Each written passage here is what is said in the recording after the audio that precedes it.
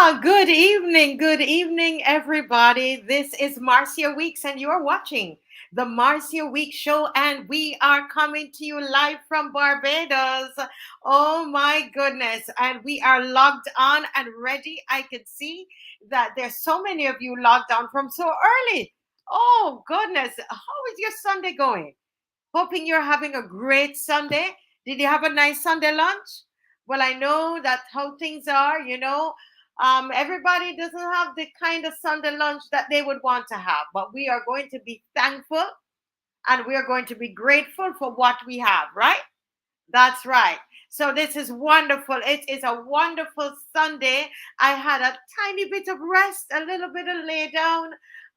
There did you get that Sunday afternoon sleep. Anybody else like try to you rest a little bit. We had rain in the morning. If you're in Barbados, there was a lot of rain. I don't know about any of the other Caribbean islands watching. I know we have people watching from Trinidad, Jamaica, from Antigua, and from all over. Really, I don't know what the weather was like in your countries. Can you tell us? Are you getting a lot of rain? We actually had a system sitting on Barbados since yesterday. And we were so grateful that we had our march. We had our march yesterday, and that was so, so wonderful. Let me just say a good evening to Joy and Faith. Good evening. Good evening to you. Good evening, Joyanne. Good evening, good evening, good evening. It is a pleasure to have you this evening. Papes, good evening. Oh, good evening. Pape says, when the emperor and her royal court issue an edict, you, her loyal subjects, should tremble and obey. What loyal opposition? What are you thinking? Get back to the hive. Okay. Cecilia Miller, good evening. And I didn't say that Joy and Faith. Cecilia, I didn't give Joy and her flowers. Okay. Joy and Faith was the first to be on, and she was on at 3:41. Okay, Joanne. So let me give her her flowers. Monica Inns, good evening. Good evening. Heathcliff, how are you? Good evening to all. Heathcliff, you have changed your image, haven't you? See, I'm very, very observant. Simone Daniel, 17. You know what's so lovely is that I meet some of you, and these are your YouTube names. And then when I meet you in person, I get to meet you and learn your real name, and you tell me, oh, this is whoever. Like I met Cali B. Cali B is in from the UK. He was visiting from the UK, and it was so good to see him yesterday on the march. He came in for some family thing, and Calibi was on the march, I tell you. And if he's here next week, he's gonna be at what's happening. Let me see who knows what's happening next week, June 8th and June 9th.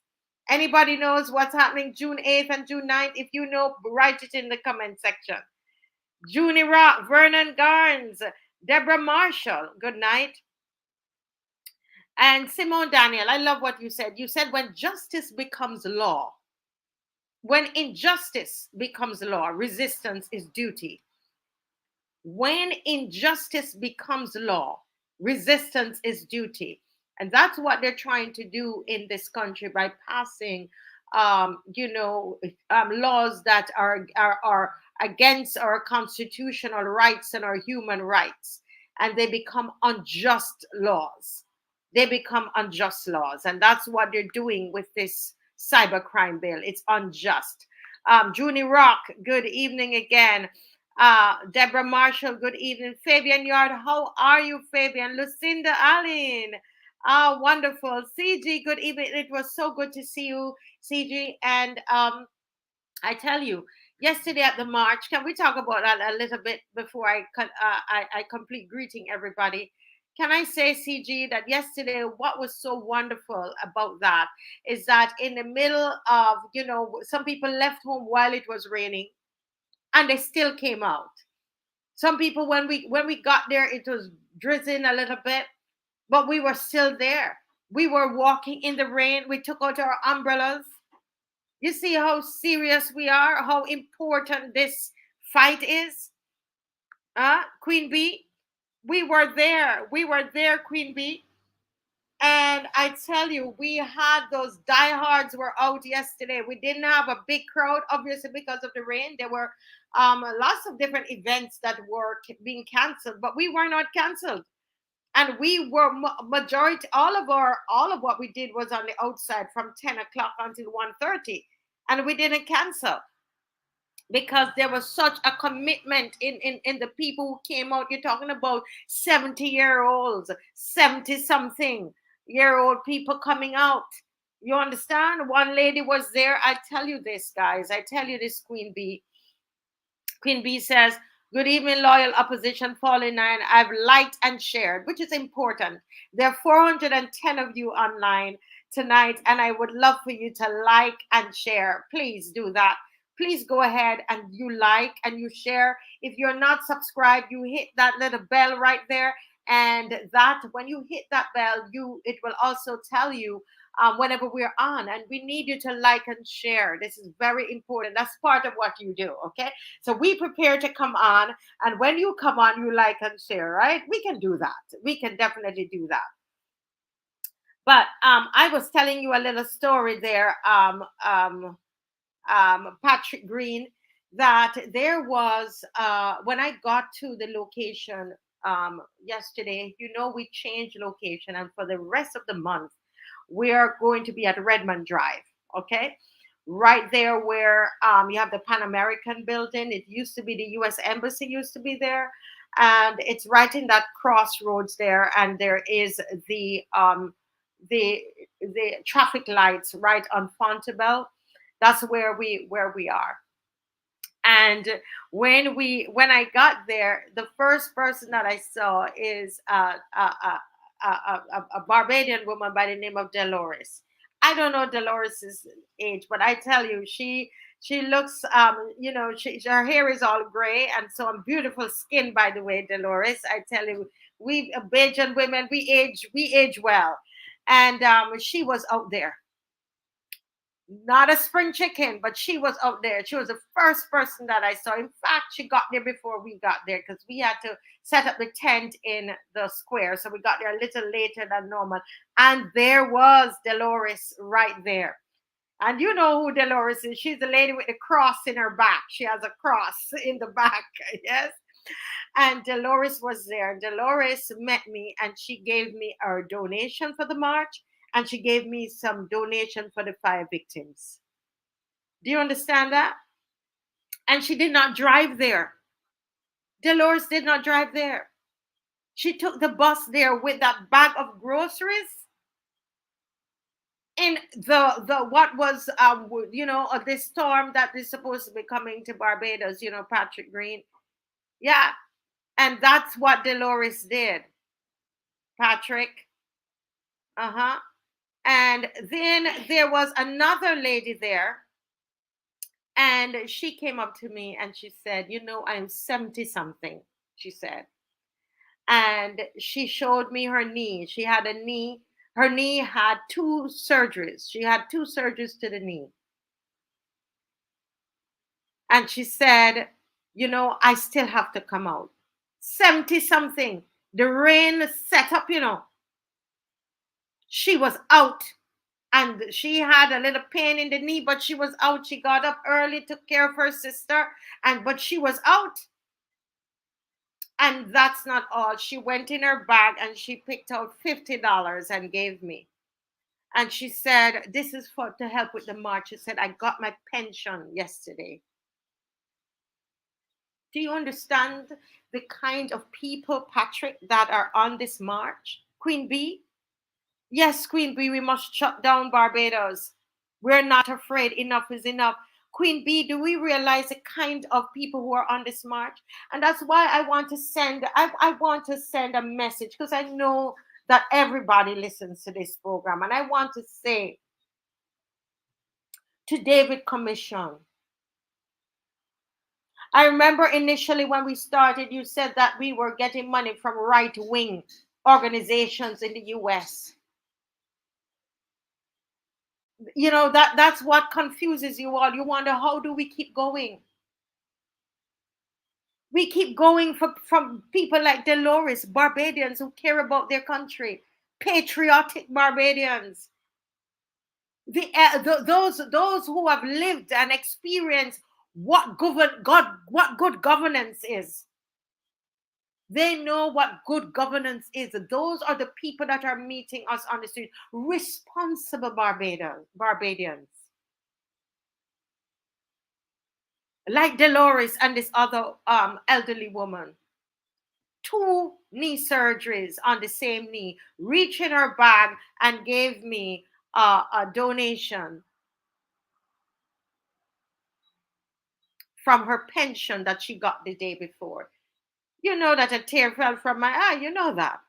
And even if I wanted to be discouraged, I would not. People later on said, oh, myself, how are, the numbers weren't. No, I would never be discouraged. Not when I'm walking with that lady, those ladies in that march, and all the other elderly ladies there. There's no need to be discouraged. The victory is already won because patriotic Barbadians, responsible Barbadians are out there, and they are saying, we know what good governance is, and what we are experiencing is not good governance. And the best thing that Errol Barrow could have ever done for all of us is to give us free education. And those adult women you see there and adult men in that march, though they're educated Barbadians, and they cannot be fooled. You cannot give them any Kool-Aid to drink, not those elderly folks. And then they got up when we got to Independence Square. Dr. Ferdinand gave them the microphone, and you should hear them. They will not be deterred. They cannot be coerced. They're not afraid. We are not afraid. Correct, Queen Bee. I had to tell you these stories. Ryan Rock, we're going to play the anthem coming up. Sylvia Rock, good evening. Yes, enough is enough. Manasseh, good evening, Manasseh. And thank you, Manasseh, for all the encouragement and the constructive criticism, which is good. Thank you, Manasseh, for that. Michael Gills, good night. Jefferson Sobers, good night. Peter King, good night. Born again, good night. She says, like and share. Just in time, how are you? James Harding, good night. Sandra Franklin, how are you doing? Let's keep marching around that wall. Yes. Peter King, good day. Victoria's Queen, FX Trading, wow. Erskine Watson, Sandra Brewster, Pauline Holder. Oh my Lord, and we are coming in. Marcia, wonderful. I can't call everybody tonight. Edwin, we miss you, Edwin. Edwin, guess what? We missed you so much. I was saying to my husband, when we got to that to Swan Street, you would have loved Swan Street because we had new people on Swan Street yesterday, We had new people on Swan Street yesterday. And Edwin, I know you love to talk to Barbadians, and you would have enjoyed that yesterday. You really would have. Swan Street with everybody, that crowd on Swan Street. So next march on Saturday 10 o'clock, we are out there again. We can't afford to stop, guys. The 14th of June is when they say that they're going to pass the cybercrime bill. People like me will be locked up. Calypsonians might be locked up too. Yeah, they might lock up we only have a few Calypsonians that are really, really talking up the things and speaking truth to power. And anybody who decides to speak truth to power, and somebody says, you know what, I'm offended. I was embarrassed by what you said. I felt insulted. 7 years or $70,000 or both. Yeah, so we can't stop marching. Marianne, good evening. Tony Paris, Lyric Lewis Gills, good evening. Good evening to everybody. Can't do everybody tonight. Can't call everybody, but you're welcome, and we love you all. And without you, we won't have the show. Denny's Moore, everybody. Let's go to our anthem, and then I have a special guest for you tonight. So let's go to our national anthem. And in the meantime, I'm going to ask you all to share. I'm going to ask you to share in the meantime. make sure you're liking and you're sharing, right? Because we have listen, we have some music tonight. We got music tonight. All right, so you just hang on there. Here we go with the national anthem.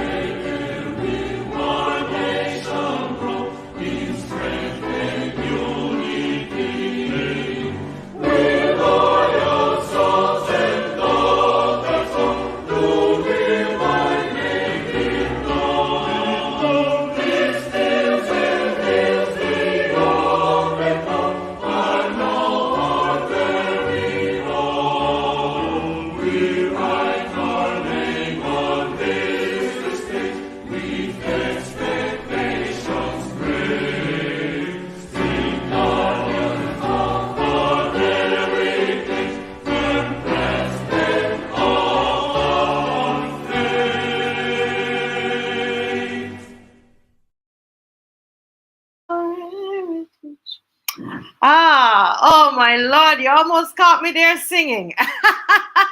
Listen, this anthem, you know, it is so special. Yesterday, what we did, normally we play the anthem at the end of the march, but we sang yesterday. Yes, we sang yesterday, and it was beautiful to hear the voices. So we sang the first verse and the chorus of the anthem being led by Dr. Ferdinand Nichols right there in Independence Square, you know, with Barrow's statue looking down. It was beautiful. It was indeed beautiful. It's always touching. Now tonight I have another song. And this is from a Barbadian. This is from a son of the soil. Okay. And we're going to play that song now, and then I'm going to introduce him. He's a guest of ours. He's a Calypsonian. We've been asking, guys, where are the Calypsonians? Where are the Calypsonians? Well, I tell you, they're coming out of woodworks. We had Kid Sight 1 week. Then we had Colin Spencer. Wasn't that awesome? We're going to play that music. He gave me the rights to be able to, the permission to play his music tonight. We're going to play his music. We're going to play this other one tonight. And, you know, we have some young ones there from the Junior Monarch. They're going to be with us at our Roadside Parliament on next week's Sunday. So, you know, we are happy that Calypso is back. Commentary is back. Let's say commentary is back. Commentary is back. So let's hear that song now. Dave, you ready?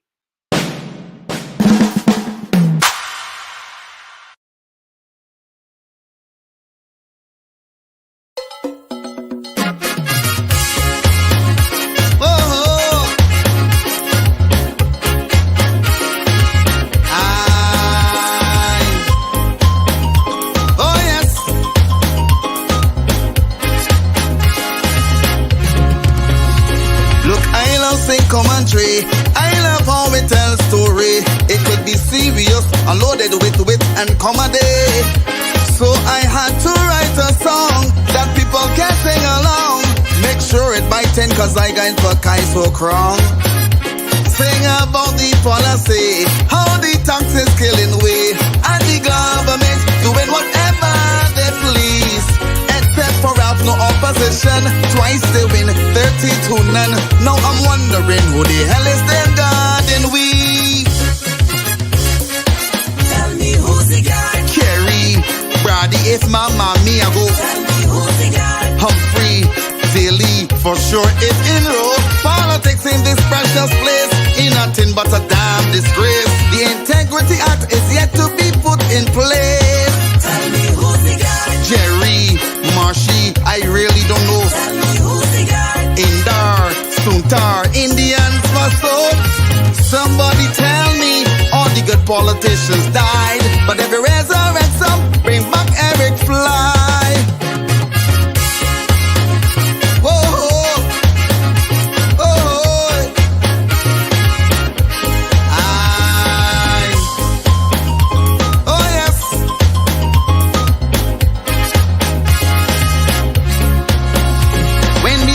Was the position, a united strong opposition. Bacchanal breakout down there in George Street. Between Yearwood and Mr. Thorne, I never seen nothing so since I born. Ronnie throwing heat like if he win a seat. But it's Ralph who left the BLP and went over to the DLP to form an opposition in this country. But that blockade full of jealousy, nothing but spite and envy. And if they don't behave again, mash up the DLP. They need a new guy. Ralphie, Ronnie is blow after blow. They need a new guy. Harley, Pedro, I really don't know. As far as I can see, this between you and me.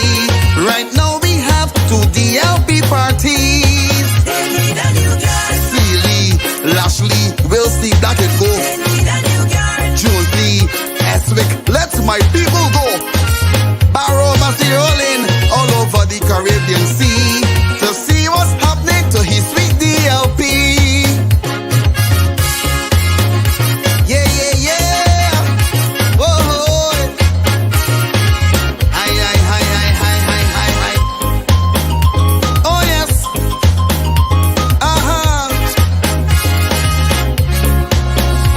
A man say we must use the brain, otherwise we will go insane.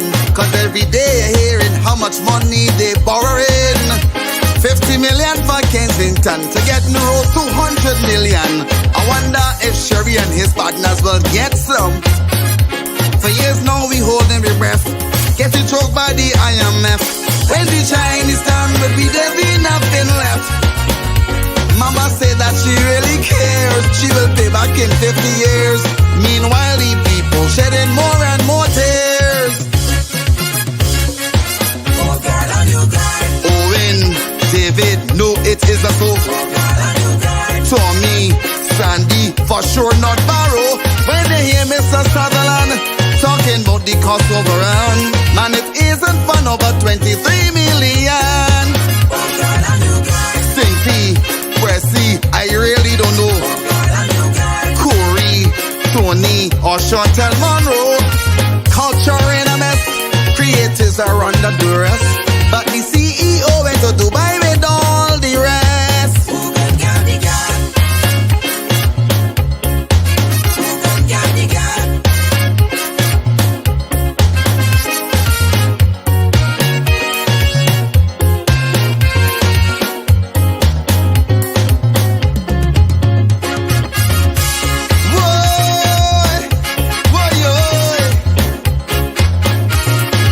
Hi, hi, hi, hi, hi, hi, hi, hi. Oh, yes. Whee!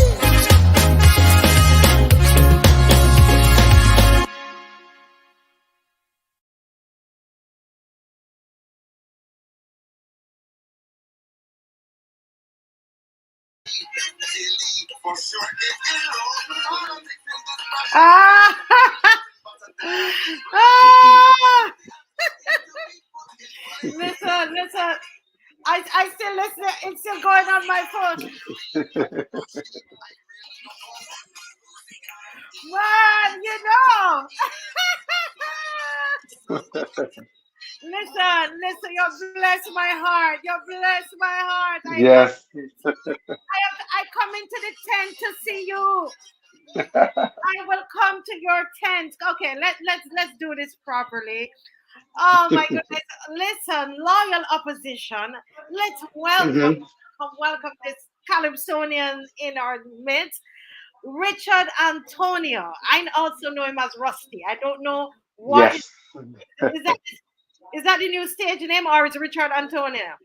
Richard Antonio, new Richard stage name. Richard Antonio is the stage name, and that's his name as well. And That's right.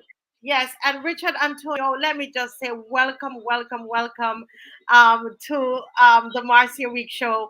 Oh, we're so thrilled to have you here tonight. Thanks, and I'm glad that I got the opportunity to be here. Thank you very much for inviting me, and it's a wonderful privilege to be here with all of you right now and seeing how many people enjoying the song. I'm glad that they're enjoying the song. Yes, the people are loving this. People are loving this. You listen. We need to make. You know, well, here we do things in group, right? We do it together. Okay. And one of these Mhm. days, we're just gonna come and bombard that tent, right? And to put it on when you're singing. But The this is All all Stars thing. this is all the way to the top. But listen, let us start at the beginning. Richard Antonio, Yes. listen, you have been involved in Calypso for how long now? Boy, years. More than I've been in the calypso scene, on the calypso scene, on the soca scene. This is over 30 years now that I've been in the business. I went hardcore into the ISO scene from 2014 when I started to write for my wife, Donella. All the songs they were doing that it was me So doing. let So then, Yeah, so let's clarify. So this handsome gentleman you see here is the husband of Donella. And don't we love right, Donella? Donella is, for I mean, sure. always on point, the way a beautiful black woman, and she dresses so well and stately, and presents herself. I listen to her, but I love the way she presents herself. And this is Hmm. the man behind her. She's come second place. Oh, she's Yes, always up in the tops there, and he's the man behind her. And your children sing as well, don't they? yes, yes. That's right. I had Ross in the finals last year. Wow. I had mother and son in the finals last year. So this year we're going father, mother, and son in the So finals this all year. three of you are singing, father, mother, and Yep, son. yep. That's how we going it. We doing it this year, just like that. Wow, wow, what So a I just, talented family. Go ahead. I just decided that I can sing my song. And everybody was more or less scared to sing these kind of songs, and they don't want to mention certain things, because they're scared of being penalized. But for me personally, I done penalized already. I let it tell them that they already don't like me, so I'm not the same trying to help nobody and not do what I am saying is what other people are saying. It's just that I is the person that bring it to the forefront. You know what I mean? And I don't think there's any lies that I'm telling inside the song. I'm just being bold with it and saying what I want to say. And I actually wanted to bring back old time Kaiso, and that is old time Yes, Kaiso right there. That's yes, my plan. yes. It's beautiful. It's really so that really beautiful, and that was your motivation. But what about the lyrics? What are you really saying in the lyrics? It's called the guard, and you ask several questions. Who is the guard? And Yes. you ask who is the guard, Who and you who ask calling who for new guarded the guard? who guarding the guard. You're asking for Yes. a new guard, and you're asking for who is the guard. So And then talk old guard and new guard. old guard, new guard. Talk to us a bit about that. So everybody keep asking the question when the boss goes to her new post, as we keep hearing that there's a new post and she might be leaving pretty soon. And she did say that she's only taking one, two turns, and this is her last turn. So the question then was, so who will be the guard? So then you hear that and that's in the first verse. So the question is, tell me who's the guard? That Mm-hmm. is Kerry, Brady, for short in a row, you know. Say Indar, and then they make it some fun now. The Suntar Indians for so, because you got a lot of Indians about the place now, Yes, yes, and the serious thing to the to the political scheme of things too. Some of them are in parties and all kind of things too. So we asking, so who's the new guard? Who's the guard? So then in the second verse, then with the controversial Dems, he's saying that they need a new guard. If you listen all over on the calling programs and all whatever, you hear the political scientists and stuff. And that's where this particular verse come from and why excuse why you keep why I penned it that way because you hear the political scientists and everybody saying, well, the Dems need a new guard. They don't need Ronnie, they don't need Ralph, they don't need this what they need somebody brand new, somebody fresh. So that's where the second verse comes from it. They need a new guard. And then we go on to the third verse now it's saying old guard, a new guard, and you keep hearing you talk about the people looking for a new guard and the old guard is the ones who keep sticking to the old ways and yada yada. So I just put everything together and just every time people saying it, just I just said it for them. yes, I bring yes. back the old time Kaiso vibe. Yeah, Make somebody sure here the said music was Christ, sweet. and the people are loving it. I don't hear one of the people. When you get up here, go on and you will see the people. Everything they just love it. They are loving it. Nice. I see Mr. Franklin is coming in. I'm gonna play it before he comes in so he could hear it. Yes, man. Yeah. This one. Somebody said material for soul. Material for sure. Yeah, give me some stuff to sing when I get in the tank. Cause you know when I get in the tank now they can't stop me from saying nothing at all in the tank. Yeah. The All Stars we opening on Sunday night coming. Yes. You got kids sitting there, you got Colin Spanks in there, myself in there, Darnella is in there. Oh And we Lord. gonna be at the St. Gabriel School for 6 o'clock next Sunday. Well, guess So what? you We gotta come can't to come St. next Gabriel's. Sunday. As a loyal opposition, those here on the Marcy Week show, we can't come on Sunday. Unfortunately, that's a lovely Oh job. yes, yes, We can't yes, come Sunday because we have our roadside parliament. However, yes.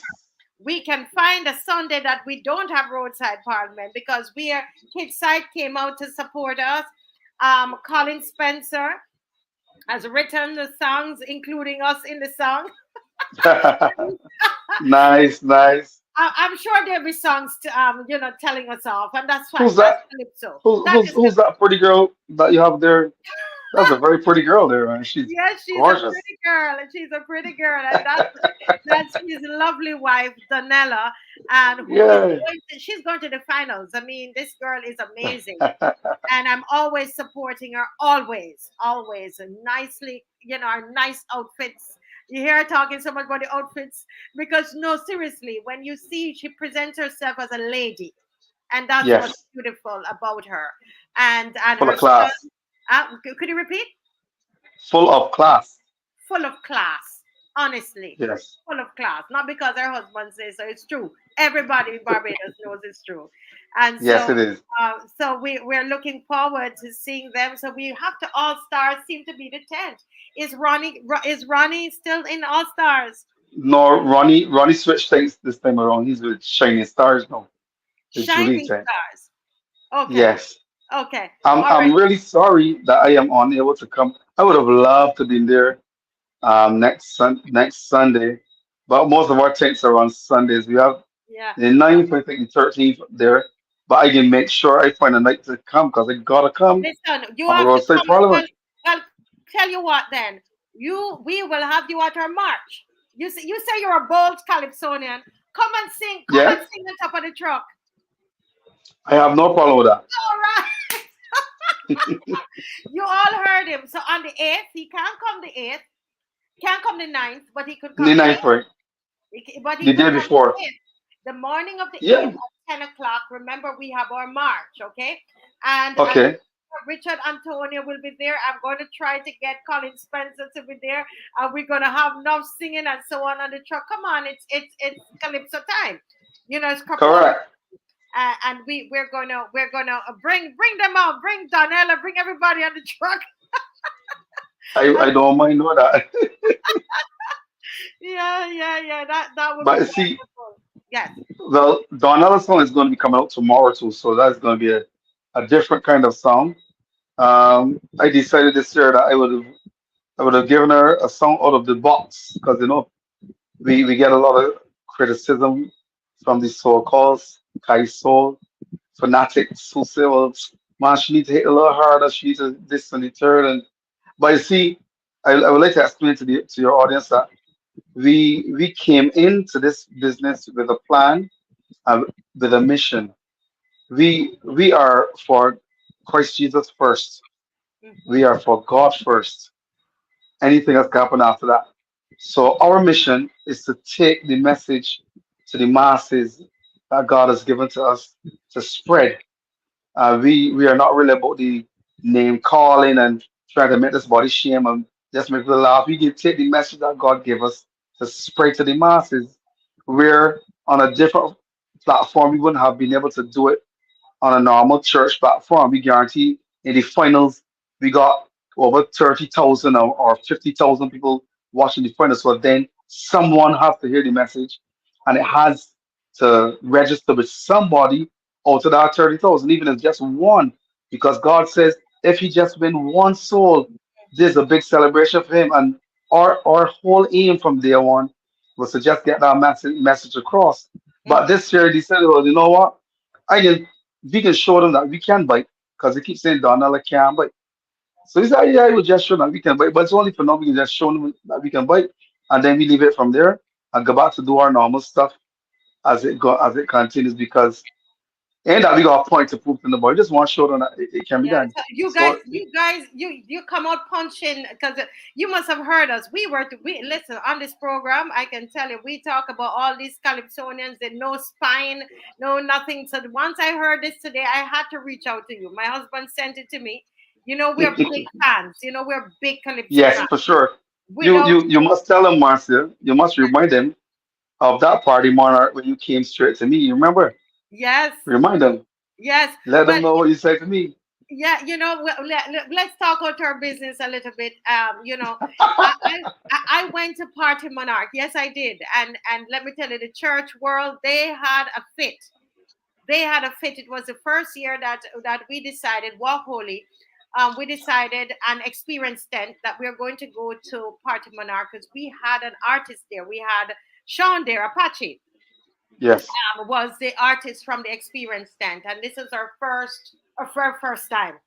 And I remember watching on my first time at a Party Monarch, you know, Yes. and I was watching in the front, and I watched you on stage, and he Mm. was not singing no gospel, no Jesus, nothing. I don't know. Don't know if you. I think you must need to take off all your shirt. I don't remember what happened, Yeah, yeah. but That was getting on bad no. you're getting on bad. And I heard in my heart, go backstage and meet him as he's coming off the stage, Mhm. and I'm going to tell you what to say. This is God talking to me, okay? So for all those, I Yes. know some of you don't want us to talk about religion on here, but he asked me to say something, so I'm saying it. And I stretch out my hand. I did that. I had a backstage pass because we had an artist there, so I walked around and I saw him coming off the stage, and I stretch out my hand. I can't remember all that I said to him. You're right. Hmm. And then, but I know I was speaking something about your life, and you preached. Hmm. I can't remember it all, honestly. Yes. Yes. I guess I'll leave it to you. Let you finish it. Yes. When you said you as soon as the conversation, you said, "Can I have a word with you?" I said, "Of course." After breathing so hard, because it was already I had a high pace song, and then he said, "God, see, got some work for you to do, and you are that voice that He's looking for." Wow. And from then till today, I ain't turned back since. Wow. I've been going from then till now. and Oh I've my been getting that message that he gave me, and I've been just distributing that message every year. That song last year that Donald had, Who's Next, it spoke about all the killing, all the youngsters that committed suicide and the just murders and all that. That was one of those songs that was heavily laid upon my heart. That I know we have to get out there and put that message out there because yes. the youth are going astray and we have to get them together. We gotta try to grab them back and take it back. We gotta take it back. So that song in particular was one of those songs that came deep, deep, deep from within me. And I knew she would execute it, so I don't have a problem. I just give her and she goes ahead and do her thing. So God forced it into me and then I give it to her and she does the rest. But this year I decided I got stand up to say because a lot of people, a lot of clips runners who's be biting and shotting are no longer shotting. Well, in all fairness, for the past couple of years, they haven't been shotting. So I decided, well, no, I ain't any favorite, so I can just do what I gotta do. Yeah. And what they're not doing, I will do. Henceforth, the guard. Yes. The Yes. guard is it. Let me bring in Mr. Franklin before we play it again. Are you ready to come in, sir? Give me the thumbs up. Yes, yes, yes, yes. Hello, hello, General. General, how are you doing tonight? Well, I'm General. good. I'm good. Good to see you and good to be here. Good night, sir. Yes, How you doing, sir? I'm hanging in. I went to work today, Oh, good. so I just got back home. I'm just trying to catch up with some of the news because I haven't read the newspapers yet, and I'm reading one that's getting me real angry right now. So let me stop. but listen, before you tell us what you're reading, listen, you've got, I don't know if you, did you hear the song yet? No, Well, people are asking, they say, can we hear the song again? The people want us to play the song again, Antonio. And, we've been Go ahead. talking on the show, Mr. Franklin, that we don't have enough, Calypsonians who are speaking out. People are so afraid, right? And well, the the problem is that the Dems are not in power. When the Dems are in Hmm. power, we get a lot of social commentary. I love Exactly. social commentary. I can't Hmm. stand the noise that people get up and jump and wave and shake your this and shake your neck and stuff. I think it's rubbish. But I love social commentary, I like, for instance, you Yes. just mentioned Colin Spencer. He's one of my favorites. I love to hear him, he has a way like like what Gabby used to have, you know. you know. Gabby has Hmm. been bought, paid for. So now he doesn't have that kind. And I'm very serious. He's been bought and paid for. They call him an Hmm. ambassador and give him a salary and that kind of nonsense. So he can't be creative anymore. They bought the creativity away from them. So, and each time you have people who can criticize this government, the prime minister has a way of buying them. But she's tried me, but my price is too high. He probably don't know my price, but I have one price, and nobody's willing to give that to me. you have to tell him what the price is. Rusty will appreciate it. Salvation. If they Amen. if they can give me that, I will sell out. But Amen. I Correct. don't I don't know if they have the in their power to give that, so I will stay where I am. Yeah.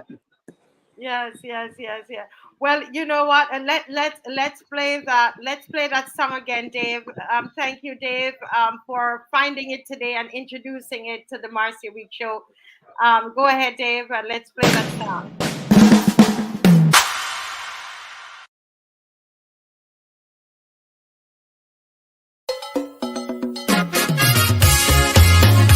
Oh,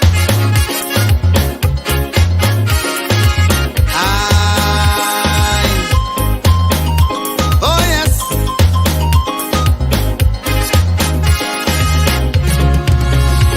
Look, I love sing commentary. I love how we tell story. It could be serious, unloaded with wit and comedy. So I had to write a song that people can sing along. Make sure it biting cause I got for Kai so strong. Sing about the policy, how the taxes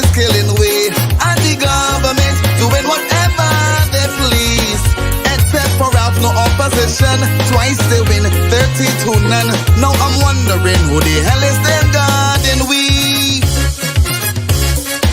Tell me who's the guard. Kerry, Brady, it's my mommy, I go. Tell me who's the guard. Humphrey, Daly, for sure it's in row.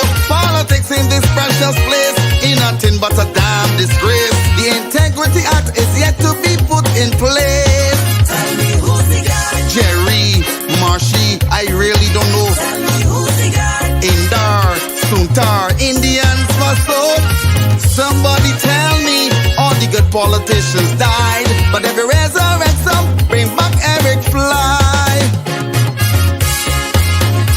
Oh, oh, oh,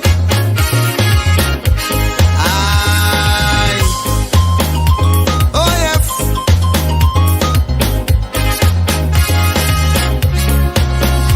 When we thought this was the position, a united strong opposition, Bacchanal break out down there in George Street.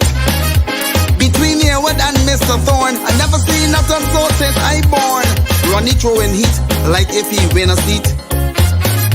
But it's Ralph who left the BLP and went over to the DLP to form an opposition in this country. But that blocket full of jealousy, nothing but spite and envy. And if they don't behave again, mash up the DLP.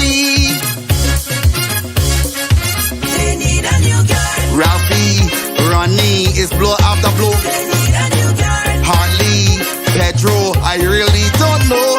As far as I can see, this between you and me. Right now we have two DLP parties. They need a new guard. Seeley, Lashley, we'll see black it go. They need a new guard. Jonesley, Eswick, let my people go. Barrow must be rolling all over the Caribbean Sea to see what's happening to his sweet DLP. Yeah, yeah, yeah. Oh, hi, hi, hi, hi, hi, hi, hi, hi. Oh, yes.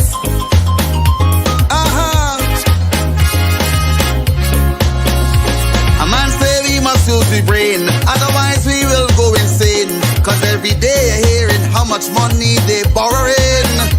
50 million for Kensington to get in the road 200 million. I wonder if Sherry and his partners will get some. For years now we holding our breath, getting choked by the IMF. When the Chinese stand with me, there'll be nothing left. Mama said that she really cares, she will pay back in 50 years. Meanwhile the people shedding more and more tears. Oh God, a new guard. Owen, David, no it is a so. Oh God, a new guard. Tommy, Sandy, for sure not Barrow. When they hear Mr. Sutherland talking about the cost overrun, man it isn't fun over 23 million. Oh God, a new guard. Cincy, Pressy, I really don't know. Oh God, a new guard. Corey, Tony, or Chantel Monroe. Culture in a mess, creators are under duress. But the CEO went to Dubai with all the rest. Who could guard the guard? Who could guard the guard?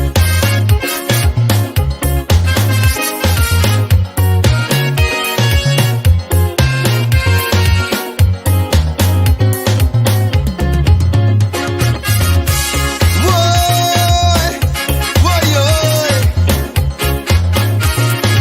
Hi, hi, hi, hi, hi, hi, hi, hi. Oh yes. Whee.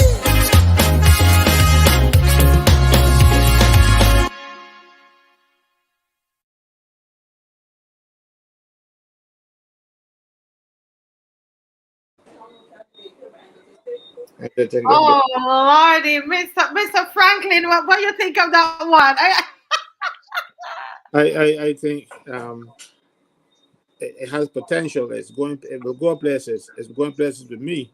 You know, I like it. I do actually. As I told you, I love social commentary. You know, and this so far I haven't heard a lot of clips. So far, but this one, if it gets the type of attention that it should, well, you can get banned. Don't even start because I can stop you right there. It did. It did. Oh At Lord, CDC, I tell you, Friday they call me and they tell me they have to do it over, especially the part about Steve Blackett, and they have to do it over. Not if not, then it can't get played up on CBC. So that is the power of the song already, and they expect more. So they can't do nothing with it on YouTube for sure. So it's gonna be on YouTube. You can go and like it. You can go and subscribe. You can go and comment on it.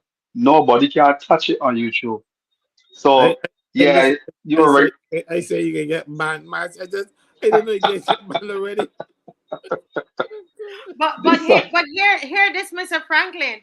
If they pass the cybercrime bill in the way it is intended to pass, that they want, all those people's names that you call in that song, Rusty, Antonio, if they say that they were embarrassed, if they say Hmm. that they were felt insulted, if they say that you made them feel what else, Mr. Franklin? What You're embarrassed. You're Section 19(3). You, you, intimidated?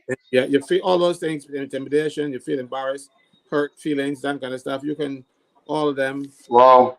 but go in. A lot of people don't understand how this is. Like for instance, Marcia playing Freedom of that song. speech. Marcia playing that song on this show could cause Marcia to be arrested if that thing is passed. So and people That is and think, crazy. yeah, but no, but people don't think that a monster is there. There is a monster lurking. Look at what happened in Guyana. The moderator will show a fellow calling and said something about the politicians want head cutting off what that means. So a big talk for this fella. And lock up the arrested the moderator, not the moderator, the guy who was the presenter of the show, under the Wow. similar provisions that we have here. So you gotta be very well if it passes. So let me see. Somebody's saying that you're talking foolishness. The thing is this, Antonio. I will send you the section of the bill for you to read because majority of people have not read that bill. That's the problem. Mhm. Majority of people have not read the bill, and what Mr. Franklin is saying is what the Bar Association is saying in Barbados. Are they talking foolishness? And that's why the Bar Association is saying that this is against our human rights, and these are the things Yeah. that we are fighting against, and that is why you will see because the commentary is where you get to kind of laugh at yourself a little bit and have a little fun at things and so on. No, they're going to Mhm. make it difficult for people to be able. So So Martha, yeah, so then what you're saying to me then is that there's no more freedom of speech or freedom of expression or me as a creative, I don't have artistic freedom. that's it. That's it. Basically, that is what it is. Not basically, it is what it is. It is what it is. When you Wow. remember, you're an artist, and you remember with Praise Academy when we went to NIFCA and Hmm. we presented something based on Genesis 1, 27 and 28, and on science. Never called anybody's name, never did anything, and they said, "Well, it was lacking in taste and it's offensive." And those kinds of Wow. words that they use, and get what they took it out of their competition.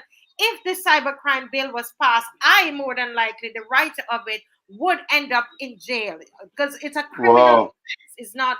That's the thing that people don't understand. It's a criminal offense, and so you can go to jail for 7 years, $70,000, or it can be both. Wow. Martha, I will accept the guy died and said, Caswell, stop talking foolishness. Because it is foolishness.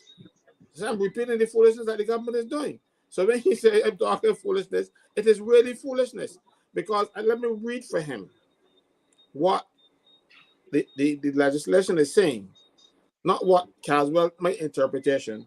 It Mhm. says here, a person who intentionally uses a computer system to disseminate any image or words, not caring whether they're true or false, and Hmm. causes or is likely to cause or subject a person to ridicule, contempt, or embarrassment, is guilty of an offense and is liable on summary conviction to a fine of $70,000, or to imprisonment for a term of 7 years, or to both. I might not even cause you embarrassment or hurt, ridicule, or hold it for contempt. I might not even do that. But if it is likely that it can happen, you can be jailed. So ask Denton, who's made the comment, to read the legislation. Do not list. I assume that he has above average intelligence, and he should really go and read it for himself rather than listen to what people are saying, the politicians are saying about the legislation. I was commenting about this thing from inception. The bar came along and said the same thing. You can't tell the bar they're talking for this, but you can tell me. And I'm saying the same thing, that they eventually came along and said what I was saying, but mine is foolishness back there, is it? I don't understand that. Hmm. Last year, I had a song called Pride in Industry, speaking about um, the whole gay thing, the whole taking it into the schools. I even mentioned that Caswell call it a backdoor policy, I you remember. know. But that song get banned from all radio stations even before it was even out. You It see? got And Caswell in it. That's probably why. and but on YouTube it was shared all over. But I was told then by someone in the media that they can't say anything about this song and they can't do anything about this song because they was talking about um the whole homosexual thing, and that is not right. And taking it to our children is not right, and it's not of God. And it became a big thing. I honestly wasn't expecting to get finals with it, so I did it intent, and the response was a great intent, but obviously some got offended by it because I even saw one or two comments on the YouTube comments saying that I could find something else to sing about instead of trying to down press the brother man, you know. But at the end of the day, my opinion is my opinion, and the way I Correct. feel, I am free to say what I want to say about it, just like how I am free to say how I feel about what's going on today in politics in Barbados. You know what I mean? I am 53 years old and look sharp. When I come to retirement, I gotta go out to I might gotta get to 85 to get to retire to get some of this money that I put in since I was 18 years old when I was working and paying NAS, and all of these issues that affecting me. So I just think about it because it don't think if nothing else can be done about it. So Mhm. to hear about this, I'm just hoping that something happens, and or maybe Caswell or somebody can come up with a big petition and this bill can get passed in Parliament because I guess that's one of the advantages of having a whole set of people, well, 29 now in government, that they have all the yeses Correct. compared to the no's. So we have a big problem coming our way if that's the case. Correct, correct. And for those of you who are saying that they would never lock up someone for a song, it is, you just heard him just say that a song that he wrote was banned from various radio stations, and it didn't even get to the finals. Listen to what he said. And this bill, and it is because, again, because of the content of the song. That was a song last year, Pride and Industry. And what we have to remember is that because of the way this cybercrime bill, the proposed bill, the way it is written, if anybody had listened to Pride and Industry and said, I felt ridiculed, I felt contempt, or I felt embarrassed, or I felt any of those adjectives, the possibility based on the law is that he could have been locked up Marcia, 7 years or 70,000 or both. Guys, the thing about it is that people are reading, but because they can't believe it, they say that it's made up. Right. This is Marcia, it on the screen. Yes, go ahead, Caswell. in Nigeria, a similar provision got a housewife arrested because she said that some tomato paste or something wasn't the best. And the manufacturer said, "But she criticizing her tomato paste, her feelings. She arrested. Remember that? Yes, correct. So I Tomato don't paste. understand with it, and there's a similar clause that we have, and so you can't even comment on a product that somebody is selling because you cause embarrassment of her feelings to the people who make it. And we are copying this thing. Mind you, this is not a Barbados legislation. You know, this is legislation that somebody handed the prime minister or something, and she came back now with it and decided she can pass it because we have similar provisions in Canada. We have them in England being debated now, but I don't know if they can pass because the government changing. And you see, Nigeria, you had it is not Sierra Leone, Guyana, Trinidad. So it is there seems to be some cabal of leaders who trying to make sure that we are just make a mile going on the place, pay our tax and shut our mouths. Correct. Correct. And Antonio, I don't want to keep you long, but we gotta play before just after you leave, we're gonna play the song. Just after you leave again. But someone is asking here, and I know you're someone who you're someone of the church, and you of faith. I like to say of faith. And somebody is asking, how will this cybercrime bill affect religion and religious services that are being held online? And that is what we want everybody to understand. They see us on the show, Antonio, and they think that, these people are being political. They're making noise. They are, some people actually go as far as we're telling lies, all kinds of different things. But if you look at the bill right here in front of us, and I think that this question that this person is asking is, how will it affect religion and religious services that are being held? And when she asked it, I remember your song, because your song was based on the Bible, wasn't it? Pride and Yes, it Industry. was. Yes, it was. Wow.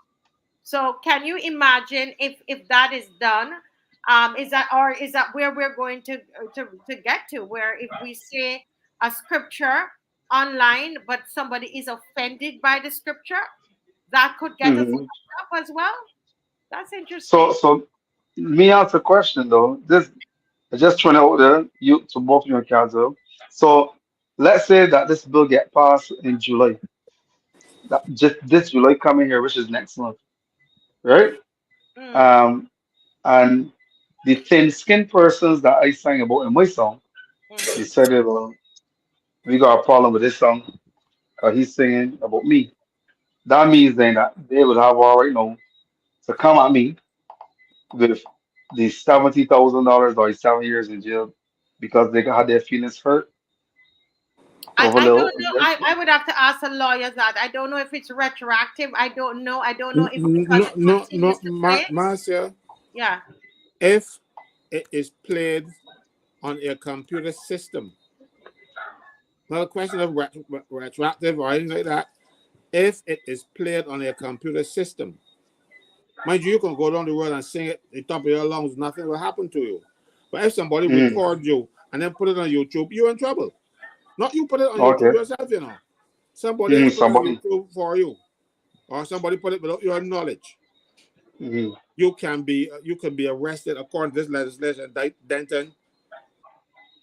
You know, yeah, it's very unfair. it's serious. Yeah. You can even say things that will get to jail, but they're not defamation Mm-hmm. because they say whether it's true or false. They're right there. So if you're not careful, it's true or false, and you say, but it causes a person embarrassment, ridicule, contempt, you are guilty of an offense and tried before a magistrate. You know, Mm, these are offense. Anytime you got 7 years, you should go before a judge. But no, and a jury. But so they want to get in jail fast. And mm, magistrates, I don't like the idea of having magistrates with that kind of power because magistrates are way down the totem pole. So a fellow might mm, be looking to get promotion, and up to judge or DPP or Solicitor General. So he might more toward mm, the line to get you to jail you for his own career development. Not that any of them will do it now, because I don't know them well enough to say anything like that. But the possibility that somebody come along and do it. So in actual form, in actual sense, then what I am gathering that this is a silencer.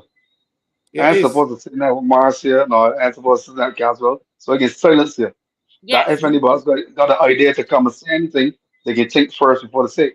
Yeah, one of the government spokespersons, the little almost senator young boy, he said it at a meeting where all the politicians, Abrams and all of them, big lawyers were there, and he said, "This is to stop them from criticizing my comrade minister, my comrade this, and my comrade the next thing. They want a South Korea Oh, right down here. I mean North Korea right here." wow, wow, Yeah. And that's sad. Rusty, we are so happy for this opportunity to speak to you about it like this, because a lot of people, because it's so ludicrous, they can't believe it. Now, we have been Mm. marching and we've been protesting, we've been holding rallies about it.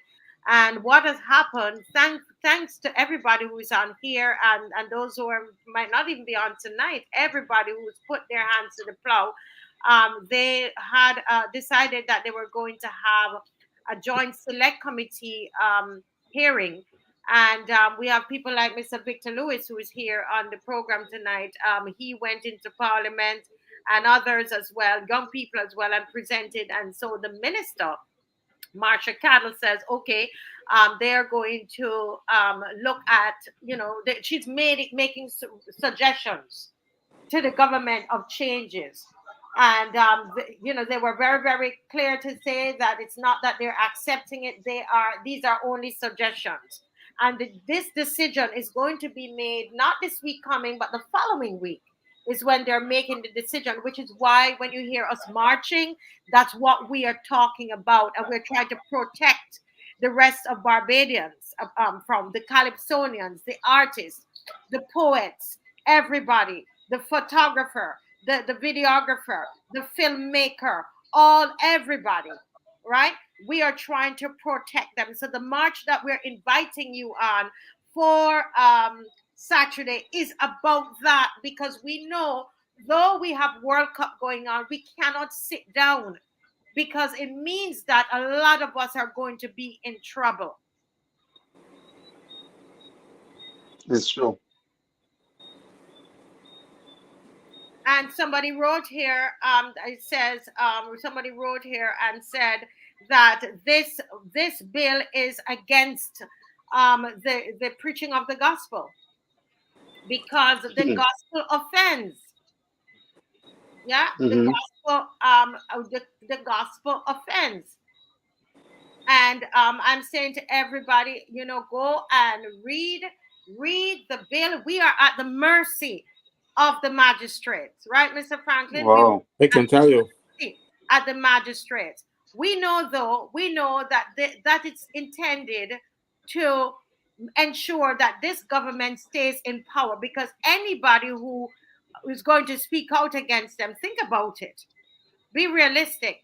They know that the prisons can't hold the whole of Barbados, right? So there are specific Mm-hmm. people that they want.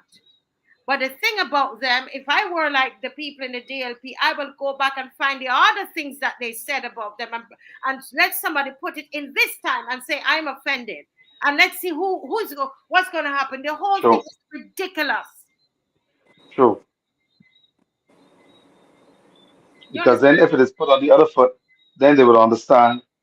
They come back at me, so they ain't gonna want to do it anymore. Exactly. Exactly. Because if they ever going to say, is if it is played now, right? Say you did your Mm-hmm. song now, and then they're going to say, well, it's still playing and it's hurting my feelings now. Well, all the front does Stewart and all of them need to go back and bring the Mm-hmm. things forward. Hmm. Ma- And let's Ma- see what is going to happen. Marcia, Sorry. there's something that I don't have any proof, and God knows I will never get proof of it. But you see that show in Guyana that caused the guy to be jailed. Yeah. Who is to say one of the people from that party didn't call in on the show and make those pronouncements because we don't know who the person is. You know, we don't know who the Mhm. person is. We just know that some person and some anonymous person said something that went out on the show, and you arrested the moderator or the presenter. Now, who is to say that somebody don't go and pick up Rusty's song and put it up there on the internet after this act is passed and say, see, he we're gonna go after him because it is that the act is too it isn't tidy. That's the best word I was going to say something, so but let me say tidy. Mhm. It is very untidy. You know, you can get jailed for things that you do years ago if somebody put it on use a computer system to put it forward, and it doesn't have to be you putting it on the computer system, as you can see with the guy Mhm. in Guyana.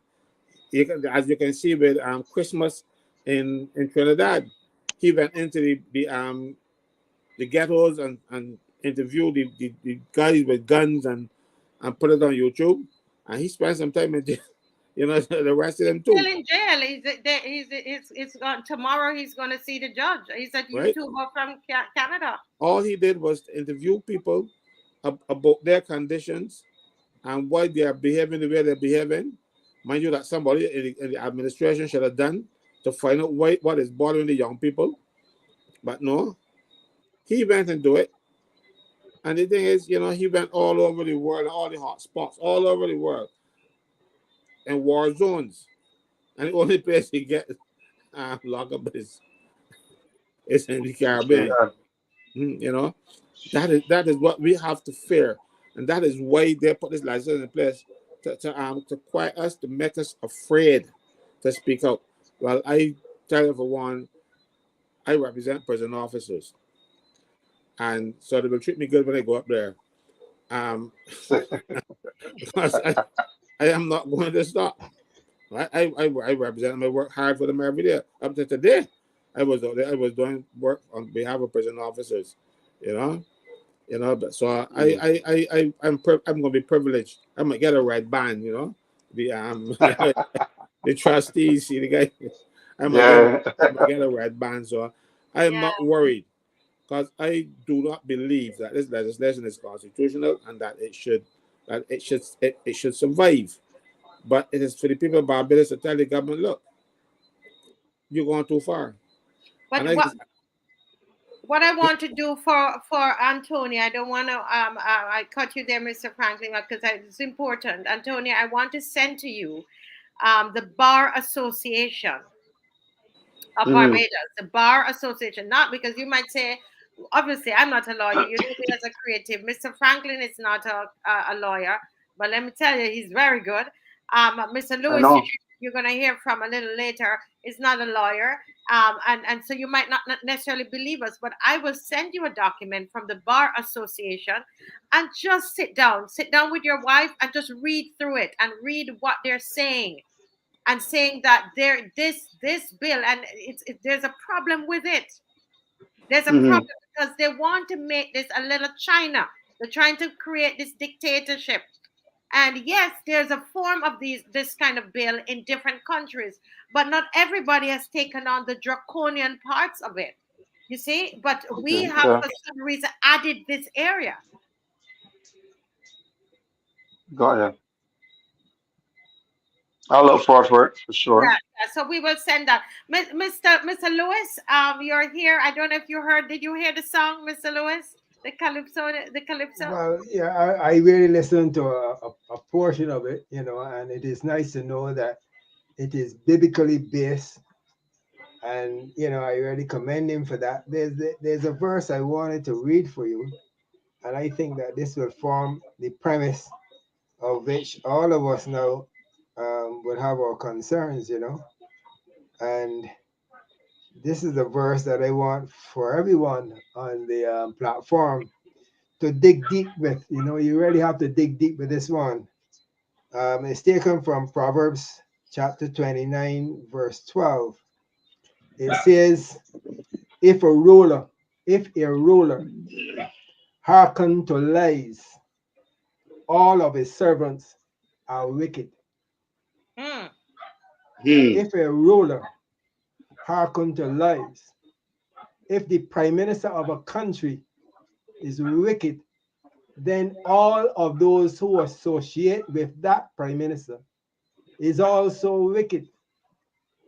You got to dig deep for this one. And I'm hoping that the Calypsonian there now can take that one and run with it too.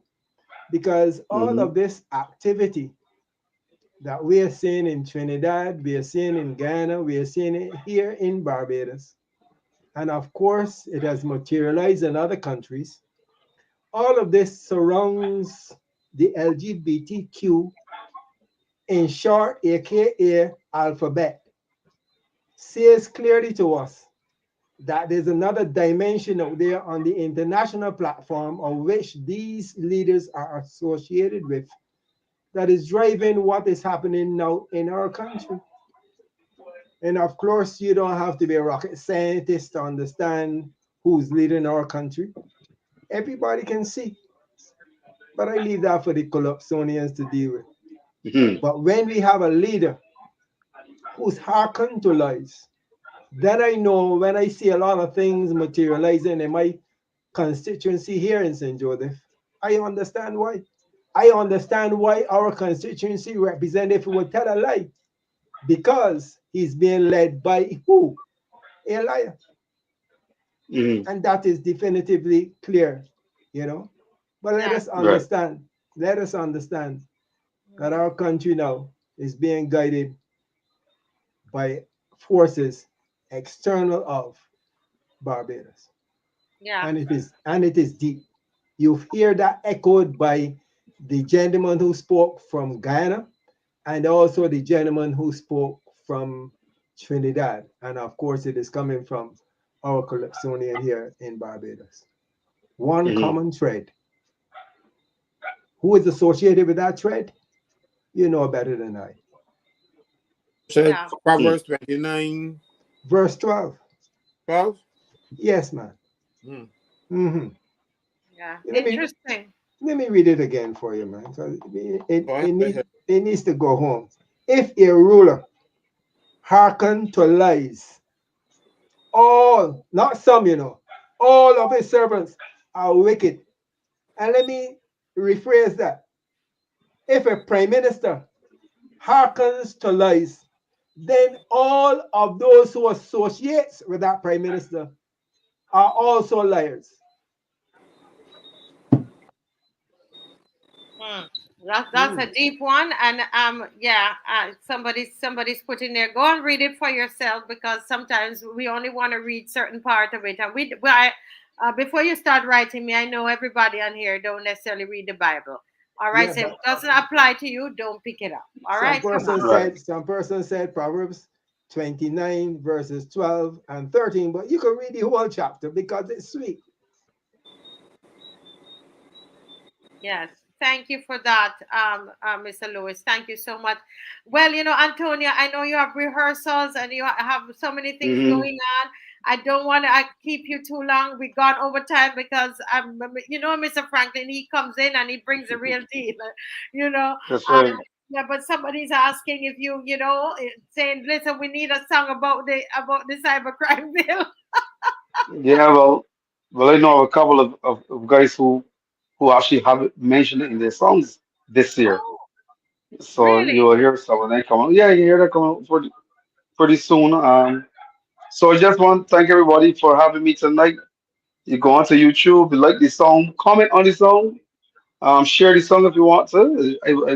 I have no problem with it. But until we can get that power where we can get this bill squashed, I think we have the right to say what but we have the right to share our own opinions because our opinion and our freedom of speech is what we thrive on, what we came up from children as having our own power that we can speak what we have to say. So we really gotta look into this. I do agree that a lot of people doesn't know, as you said before, Marcia, a lot of people doesn't know about it or doesn't understand it. So they're just listening to whatever is being said and going with it. So we need that education out there Yes. because it's all about education. We need to get our education out there. So guys, have a wonderful evening. Enjoy the song. Thanks for the support. And Saturday, yes, I'll be there to do my piece on that as well, All for right, sure. all right. I'm excited about that. I can't wait to see you on the truck doing that and having the people there at Cheapside and Swan Street going to that. So Yes, please, we're gonna have a ball on Saturday. We're for gonna sure, try and get Colin on that truck and others on the truck, and let's have a ball and share the good message out there. for Thank you sure. so much for coming on. We really, really appreciate it. Thank you. You're And most we're welcome. gonna play a piece of that song as he goes, Dave. Thank you so much. Thank you. God bless I you, appreciate it. Richard. And say hi to your wife and son. God bless. I will do that. Bye bye. Well, Dave,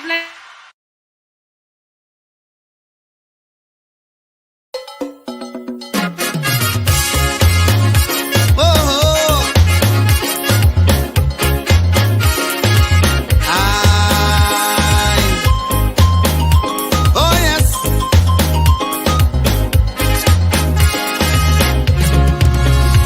Look, I love sing commentary. I love how we tell story. It could be serious, unloaded with wit and comedy. So I had to write a song that people can sing along. Make sure it by 10 cause I got for Kai so crown.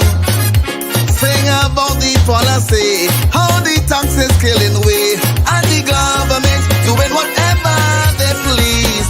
Except for us, no opposition. Twice they win, 30 to none. Now I'm wondering who the hell is their God and we. Tell me who's the guy. Kerry, Brady, it's my mommy, I go. Tell me who's the guy. Humphrey, Daily, for sure it's in row. Politics in this precious place ain't nothing but a damn disgrace. The Integrity Act is yet to be put in place. Tell me who's the guy. Jerry, Marshy, I really don't know. Tell me who's the guy. Indar, Suntar, Indians for soap. Somebody tell me all the good politicians died, but if you resurrect some, bring back Eric Fly. Whoa. yes, yes, yes, yes, yes. Easy D. Nice lyrics and beat. It's very, very catching. And we are going to have Antonio is going to be with us on Saturday, July 8th.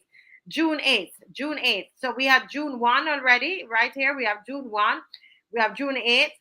Then we have June 15th. We have June 22nd, June 29th. And you say, why are you doing all of this? Because did you see how shocked he was, Mr. Franklin, when it started to explain it to him? Yes, he was not aware, and I suspect there are a lot of people out there who are not aware because people don't really pay much attention to what is going on in Parliament, what's going on around them. You know when they will become aware when the police come and knock. Yes. But I don't want that to happen. I want people to know what these people are doing. And look, if we had not spoken up, this would have passed. This show that we're on now is the sole reason why they pulled back and pretended to be doing something about it. But I want to see the report. Because that committee is supposed to produce a report, and I want to see if the report will recommend changes to the act or to leave it as it is. Because I hear Marsha Cattle is saying that she's making certain recommendations. But as you quite rightly said just now, they are only recommendations. And they could leave them in there and pretend they're doing something and pass it. But we have to be very careful. Yes. And that's why we're out there, and why people like Mr. Victor Lewis from St. Joseph, why he went out there, went into Parliament and presented because of the seriousness of it. This is a young here Antonio is with his children, his wife, and somebody can decide to be vindictive like they did with the woman with the tomato sauce in Nigeria and go after him. and say, well, I was offended and decide to go after him because of that. So Victor, I just want to thank you for doing that, for going into Parliament and for speaking up. Saturday, June 9th, the day after, we have our roadside Parliament, and Mr. Lewis is going to be one of our speakers there. Rasimba is going to be speaking there as well. This is Sunday, June 9th, Hastings Rock. So it's going to be really, really awesome. And we are trying to get some fresh voices, Mr. Franklin. They hear us all the time. They hear us all the time. So we're trying to get some fresh voices to be there. And these are the dates. Save the dates. Write them in your phone. Sunday, June 9th, Sunday, June 23rd, and Sunday, June 30th. Okay? All at Hastings Rock. This is a roadside Parliament, and those start at 5:30 in the evening. All right, we're gonna get some more flyers are gonna come out. But the Saturday before the Sunday, we are at the march, the protest march, where Antonia is going to do the song in person there on the truck. I'm hoping to get Mr. Colin Spencer, and we're going to play his song. Dave has his song. We're going to play his song before we close tonight, and we're going to feature Mr. Franklin. All of these songs in this period that would support the people and what the people are saying, and not afraid to speak up. We want to amplify that voice. Yes, so that would be what we would do. But Mr. Franklin, you had something on your mind when you came on as you were reading the newspaper, and so There are two things actually. yeah. But the first one that was on my mind is the reactivating Harrison's Point. Yes. A few weeks ago, a few months ago, we had a judge of the appeal judge in Barbados in accident and emergency for 4 days. I'm not saying that a judge is better than us, anybody else, and all kind of stuff, but I just show you that he was there for 4 days. Lots of people sit down on the ground. I've been in there and see people with broken arms, vomit, and all kind of stuff. And people are laying down on the floor. And the government never thought that the hospital is overburdened and it needs more facilities for us, Bajans. It's our money, the money that we borrow, we got to pay back, and whatever else is happening. But no, just in case there's enough people getting sick around the World Cup, you're going to reactivate for World Cup. Why not for us? You have people in the hospital and accident emergency for days outside, not even inside, waiting to be getting treated. Outside because the beds on the inside are full, and you don't have, and you can't get a bed, somebody discharged upstairs to get them to go up to a ward or even to get them to come in. But now all of a sudden you are going to reactivate Harrison's Point, and there's a boss in. That's something you can do without letting people know honestly, because it is shameful. Barbadians need help. Dodge prison needs help. A man died the other day because, well, they had oxygen at the prison. These and you can tell me, because in prison is better too, that needs to, that had the right to life. And is this a person waiting only for 6 days? That's scandalous. But that is a fact. But the judge, Jeff Evans, she was there waiting. And when somebody did recognize him as a judge and they rushed him upstairs to ICU, it was too late. So pray tell me why somebody should have to go through that. Anybody at all. You go with an emergency. And your emergency cannot be seen or can't be treated because they may got in the beds. We've got a lot of beds in St. Lucie. Why didn't you take some of those people from the wards that don't need emergency care so you can free up those beds and put something on there? Now we're hearing some CEO coming from England telling me we want to go up paperless. But I hope you don't achieve it in the short term. simply because they lose everything when the computer system right now. Remember? Up to now, I said, my blood yet. I had some blood tests done around that period. And up to now, nobody come and tell me, guys, we can find the blood test. I had to go to the lab and pay some money to get it done. And you can tell me what one, we're going all this pie in the sky nonsense, and Belgians have to suffer. Look at the roads. The roads are looking nice. Why?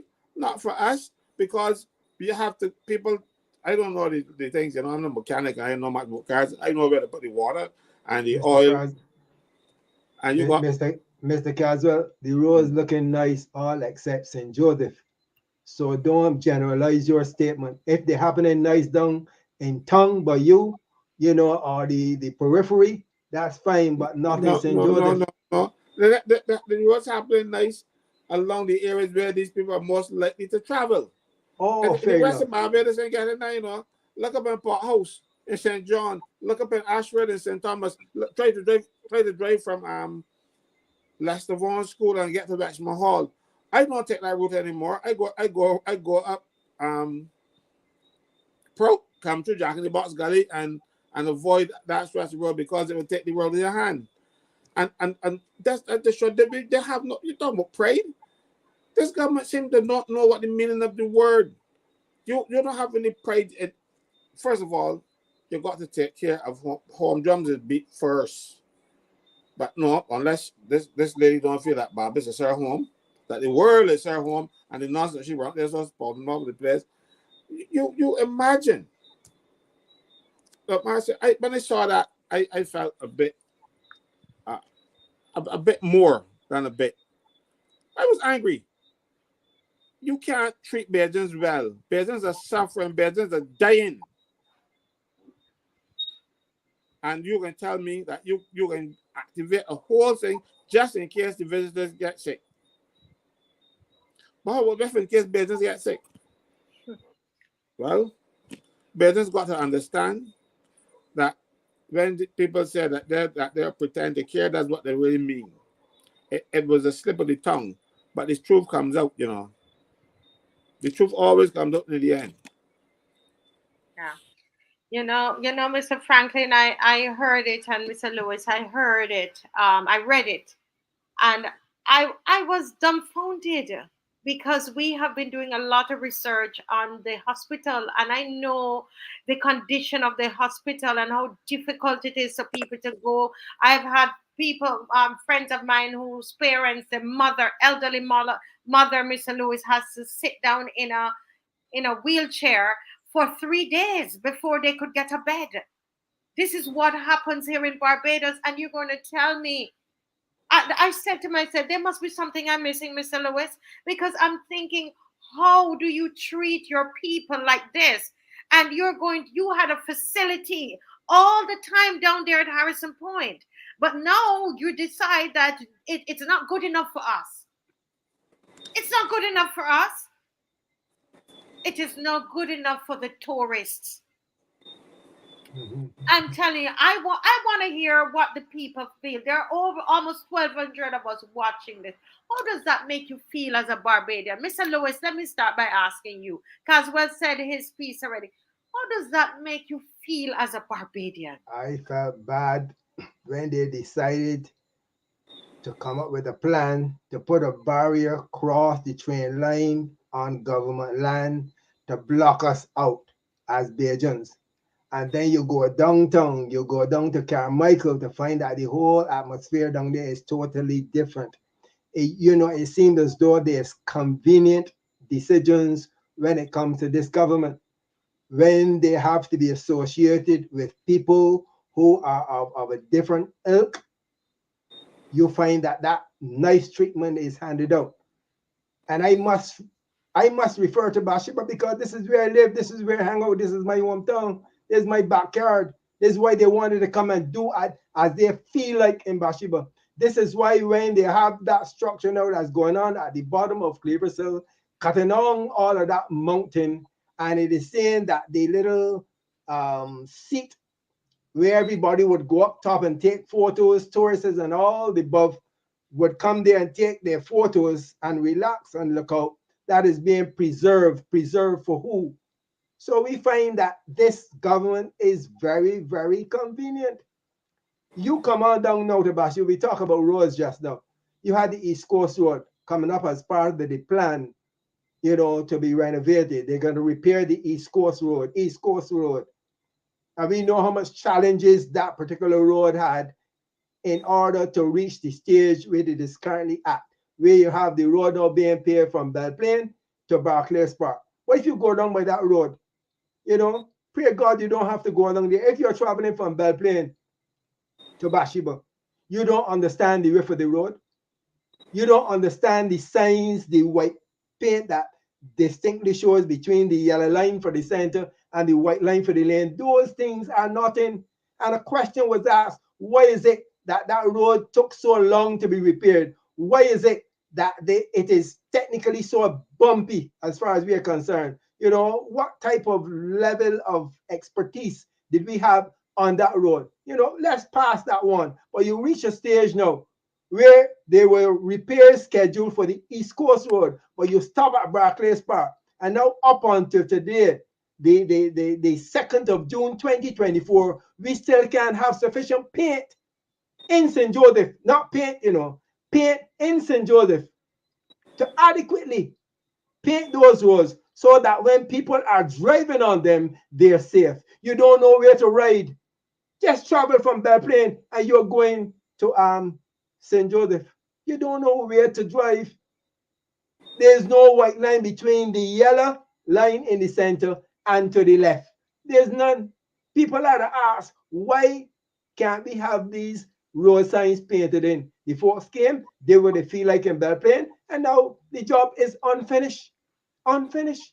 And we have representative for St. Andrew, representative for St. Joseph, and all these things going on in St. Joseph.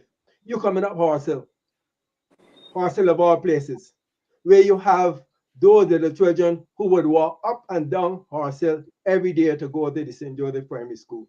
And you come up there and you patch up everything in St. Joseph apart from Suriname Road and Bonds number 2. Those are the only 2 roads in St. Joseph that has been given some attention in terms of paving. But you're coming up Horse Hill. And you have all the gravel, you know, when you go, you patch here, you patch here, you patch all over. From the top of Horse Hill down to the bottom, everything is patched. So you have all the grit, all of the little fine grits. The cars have caused them to repel from the road to the sides. So all the little children and all individuals who are walking up or down Horse Hill, they have a challenge. And I would find myself walking down there with my dogs or running up the hill. And when you got to deal with those gravels, you're in trouble. And that is the kind of injustice that is going on. I mean, of course, we're happy for the patching, because if you were coming down through Bowling Alley a few months ago, as the case may be, you would just wonder if this is still a part of Barbados. Anybody see you coming down Bowling Alley would think that you're drunk.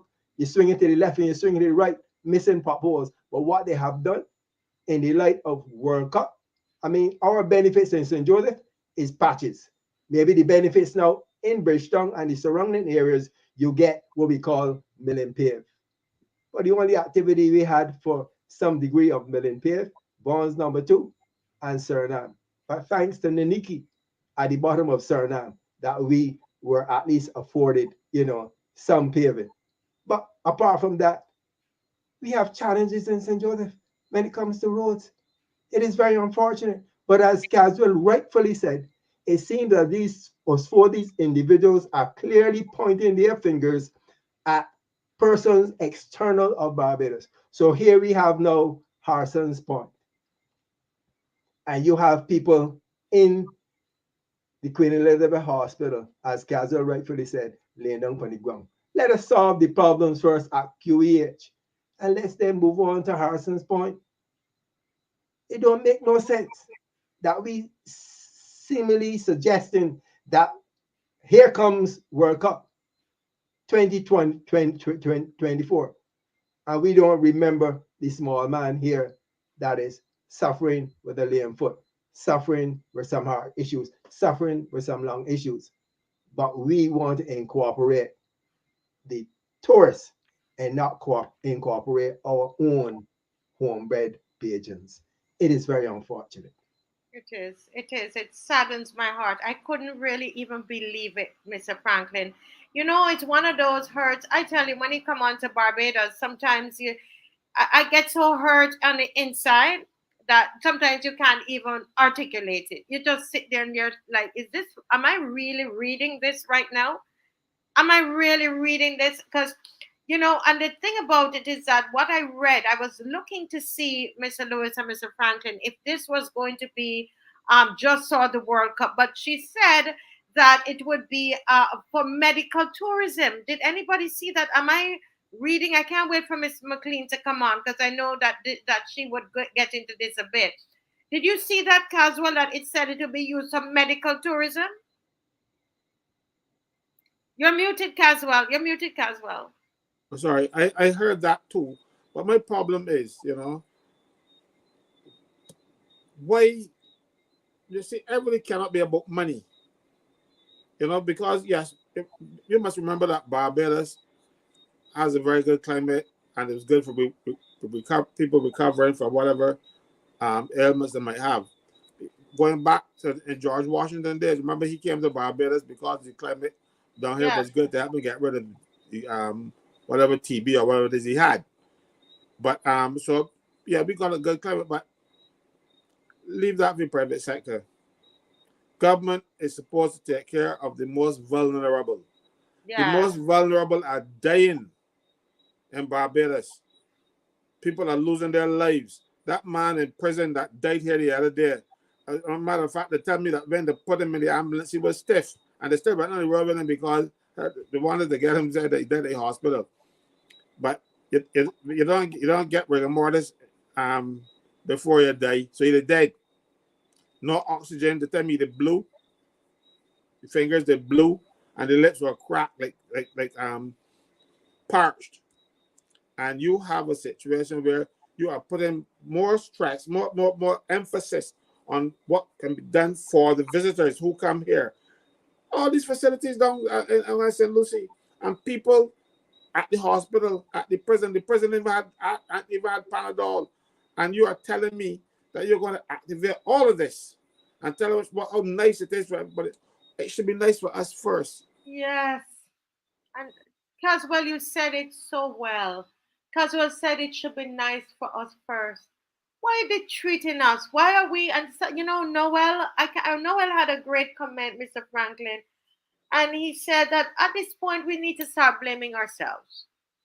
We really need to start blaming ourselves and not blame these politicians. It's us. I mean, if you are in a relationship with someone, Mr. Franklin, and all you're getting is this, they're putting doo-doo on you, basically. They're putting filth on you, is what this is all about. And over and over and over again. Listen, I will have to make some changes. I will have to make the changes. And you know what is sad? These same Barbadians are going to go and spend this whole lot of money to go and buy tickets to sit down at this World Cup. They will do it and line up for anything that this Prime Minister is doing. Look how many of them were there at the opening of this place when their tax dollar is used to do all of this kind of sprucing up, and we don't know what is going to come of it. And here it is, if they could have a medical facility and they're not putting us in it. We can't go in there. We must go to QEH and dead. That's You what saw we the are rats. for. You saw the rats downstairs. People photograph, videotape the rats downstairs running across a bed at the hospital last week. It was all over the place, and that's what they have. They even have rat catchers. At least rats are occupying a bed. But not for us. Look, I think the people say it is my song. As much as I love the song that we heard earlier tonight, I prefer, the song I prefer. She pretending to care about people. From her words, her mouth. And we have to do something about this. We just can't. When we finish exhaust this area. I'm going to talk about another issue Yeah, that I saw in the paper today. yeah. This one, for me, I don't want any parts of this thing anymore. This is wrong. This is wrong. This is wrong. Unless there's something I say, let Miss McLean comes, because there must be something I am missing here. Because this one, I'm so turned off at this point. It's just ridiculous. Miss McLean, good evening. It's good to have you back. Good Ma'am, evening. Hello to yes, everybody. Hey, Maxine, good night. Hi, how are you? yes. Ma'am, as you come, I'm going straight to you, ma'am, because I couldn't get to call you today. I was, trying to get some stuff done. But when I saw you put something in the chat about this. I'm like, no, man, this can't be real. And then I saw you put another article in the paper, in the chat, which said that the Minister of Health had said it was going to be repurposed for something else. Only 7 months ago, I think he said that. I think it's Ye- 7 months ago, and now the Prime Minister is saying that it is going to be used for medical tourism, starting with World Cup. Well, Yeah, yeah, the reality is that, I mean, I looked at those. Let me start by commenting on the photographs we saw just now.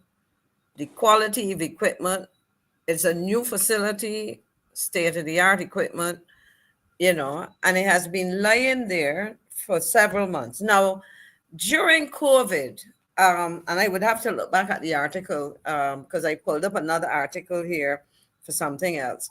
But I think it was 2022.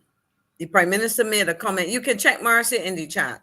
yeah. And she made a comment about it being used. I think it was a statement in Parliament, what they were considering doing with it, talking about medical tourism. Now, medical tourism already happens in Barbados. We have a fertility clinic, which is one of the best in terms of performance, success stories for families trying to have children and all of that, and other aspects of it.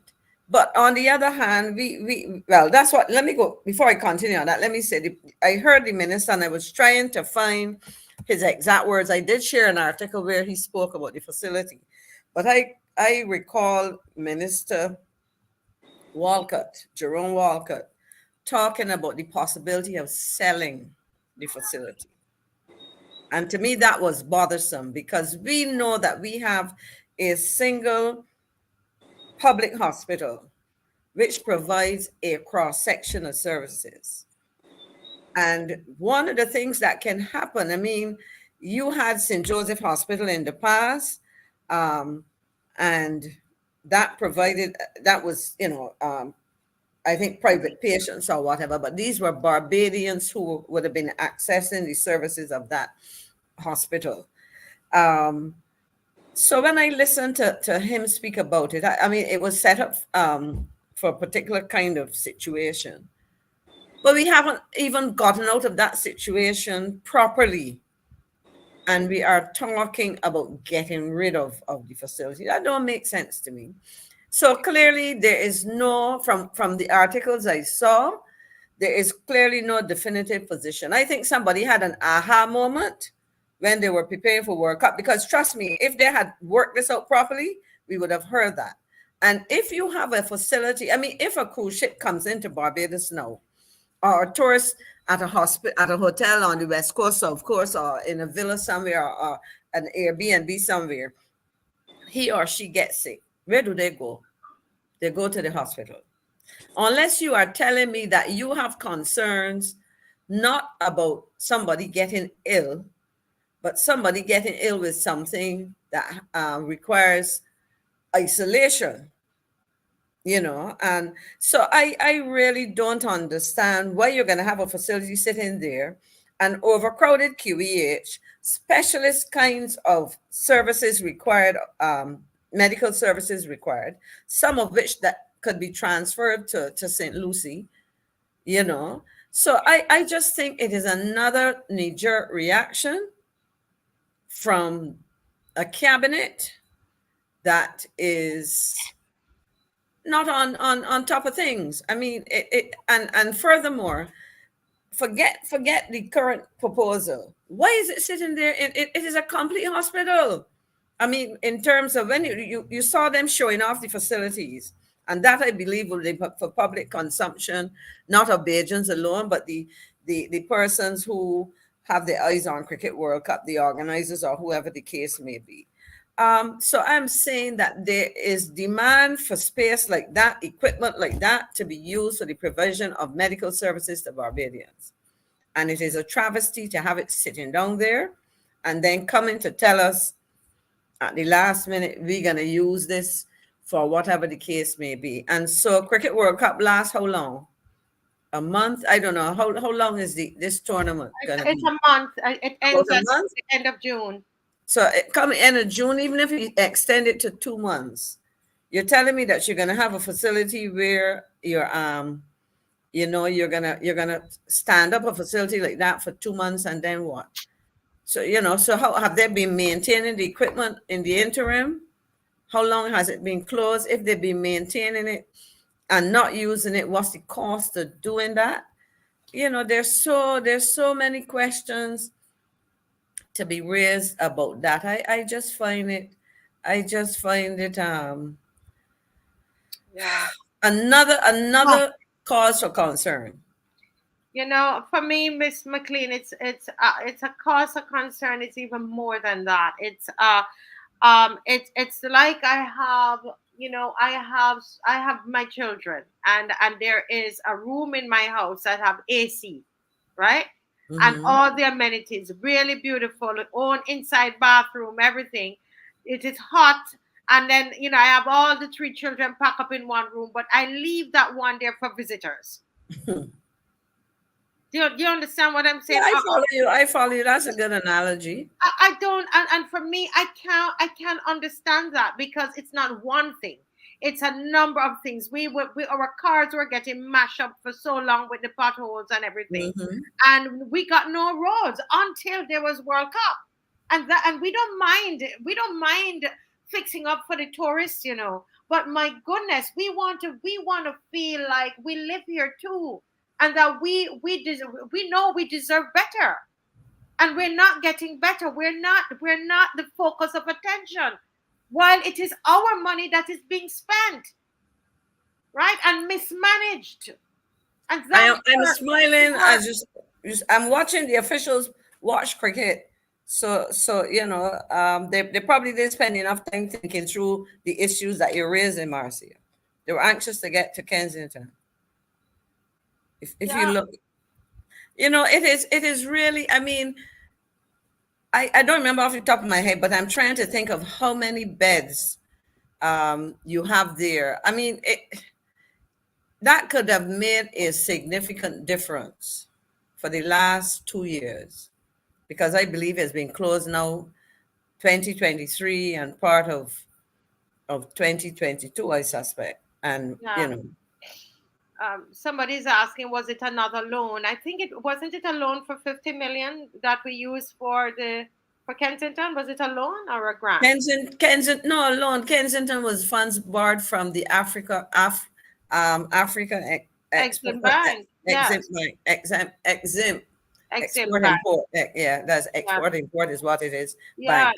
Bank. So it is a loan. It is a loan, and I just think that this mismanagement is just.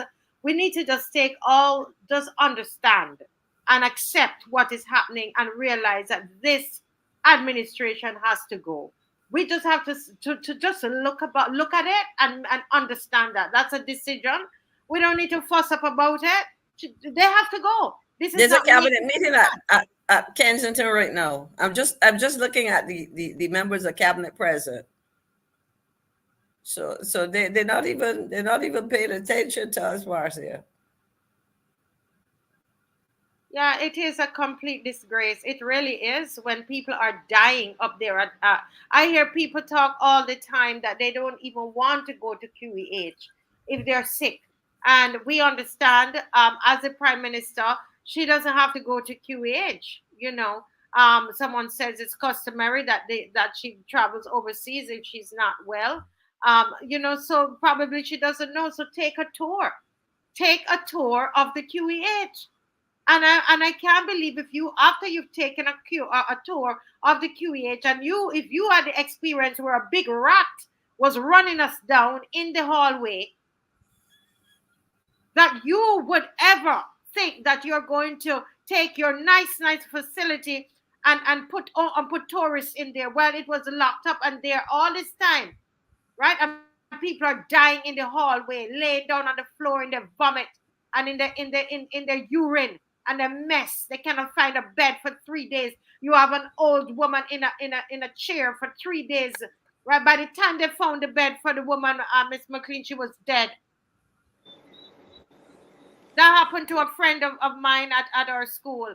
And it hurts to believe that your plan, you had all this money, 120 million or something like that to refurbish, and that's your plan for it? For everybody else than us here in Barbados. Well, Marcia, there is, well, at least we're lucky that they didn't sell it, because they actually had people come in Barbados looking at it to put it to sell it to them, you know. People actually toured the facility. People actually toured the facility looking to buy it, and they were serious enough, because I would tell if a person comes to Barbados and I want to buy that, I would have to say no, it's not facility. People of Barbados, no, but they actually entertain people coming to Barbados and looking at the facility with the view to selling it. That is what these people are doing. It is not for us. We are supposed to take the mistreatment. Some person just sent me and asked me if I to remember that the geriatric hospital, the beds are tied up. You got to, so that the patients don't fall off. You got to tie the size of the bed on, and you treating our people like that, and you're going to go and take this that facility and you reactivate it, because some of these visitors might get sick. People get sick all the time. Business get sick all the time. Yeah. God knows I've been sick. I've actually been to the hospital. I remember some years ago, a guy drove through a to stop and hit me, and I had to be taken by ambulance to the hospital. And they took me to the ambulance. I'm in all kind of pain, and they gave me a painkiller and put me outside to sit down. But the painkiller don't last 3 shifts. Man, I tell you, boy, when that pain went off, the pain went from like, that's from a scale of 1 to 100. It was at 10 when they give me the I mean, I was still feeling it. But when it wore off, it went to 110, you know. And nobody, and I was in a chair sitting down. You imagine in a chair and that kind of excruciating pain. Yep. No, in fact, I haven't read it, but there was a spread in today's newspaper with the new CEO. And I trust that there's more to what I heard him say on the radio, because I guess I wasn't very kind in my comment, but I heard him make some comments and I described him as Christopher Columbus. Because, Christopher Columbus discovered the West Indies, but people were here before. And a lot of what I heard him saying certainly is nothing new. And many of those things were tackled in the past. Some of them were working and left to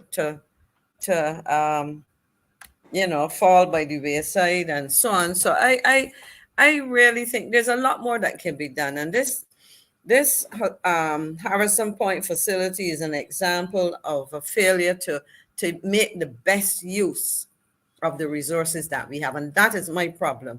If things were working well and you had a facility, look at it, and you had a facility shut down. I mean, my niece happened to have been there. I think it would have been 2022. At the time she was there, they sent her from the QEH. There was some equipment there, I guess, that was monitoring your heart and whatever, something or the other, and they felt that it was best there. I mean, and the place, just the ambiance of the place is, I mean, I can see people recuperating, after whatever treatment they get. And you're gonna tell me, as you say, so that's too good for us.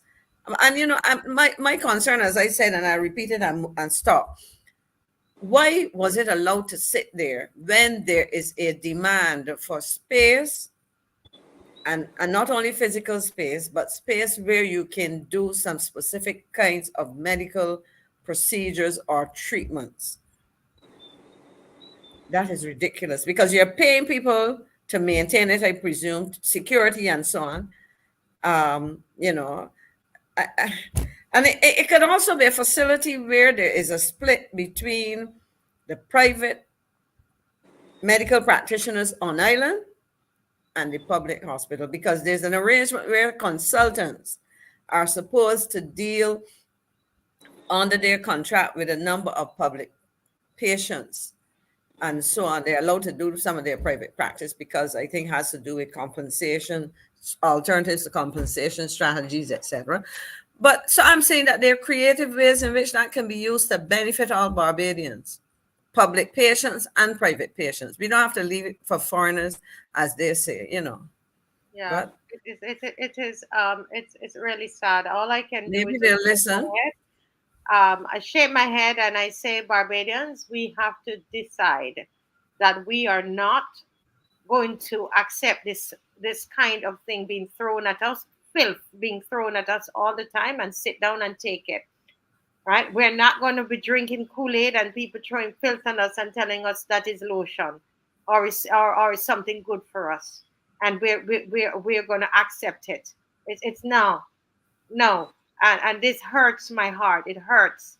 It hurts. Really, really does. But I know we have to move on to other things.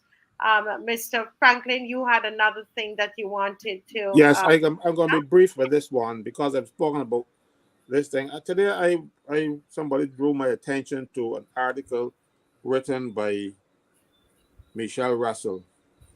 She was talking about the conditions in some hotels and stuff like that.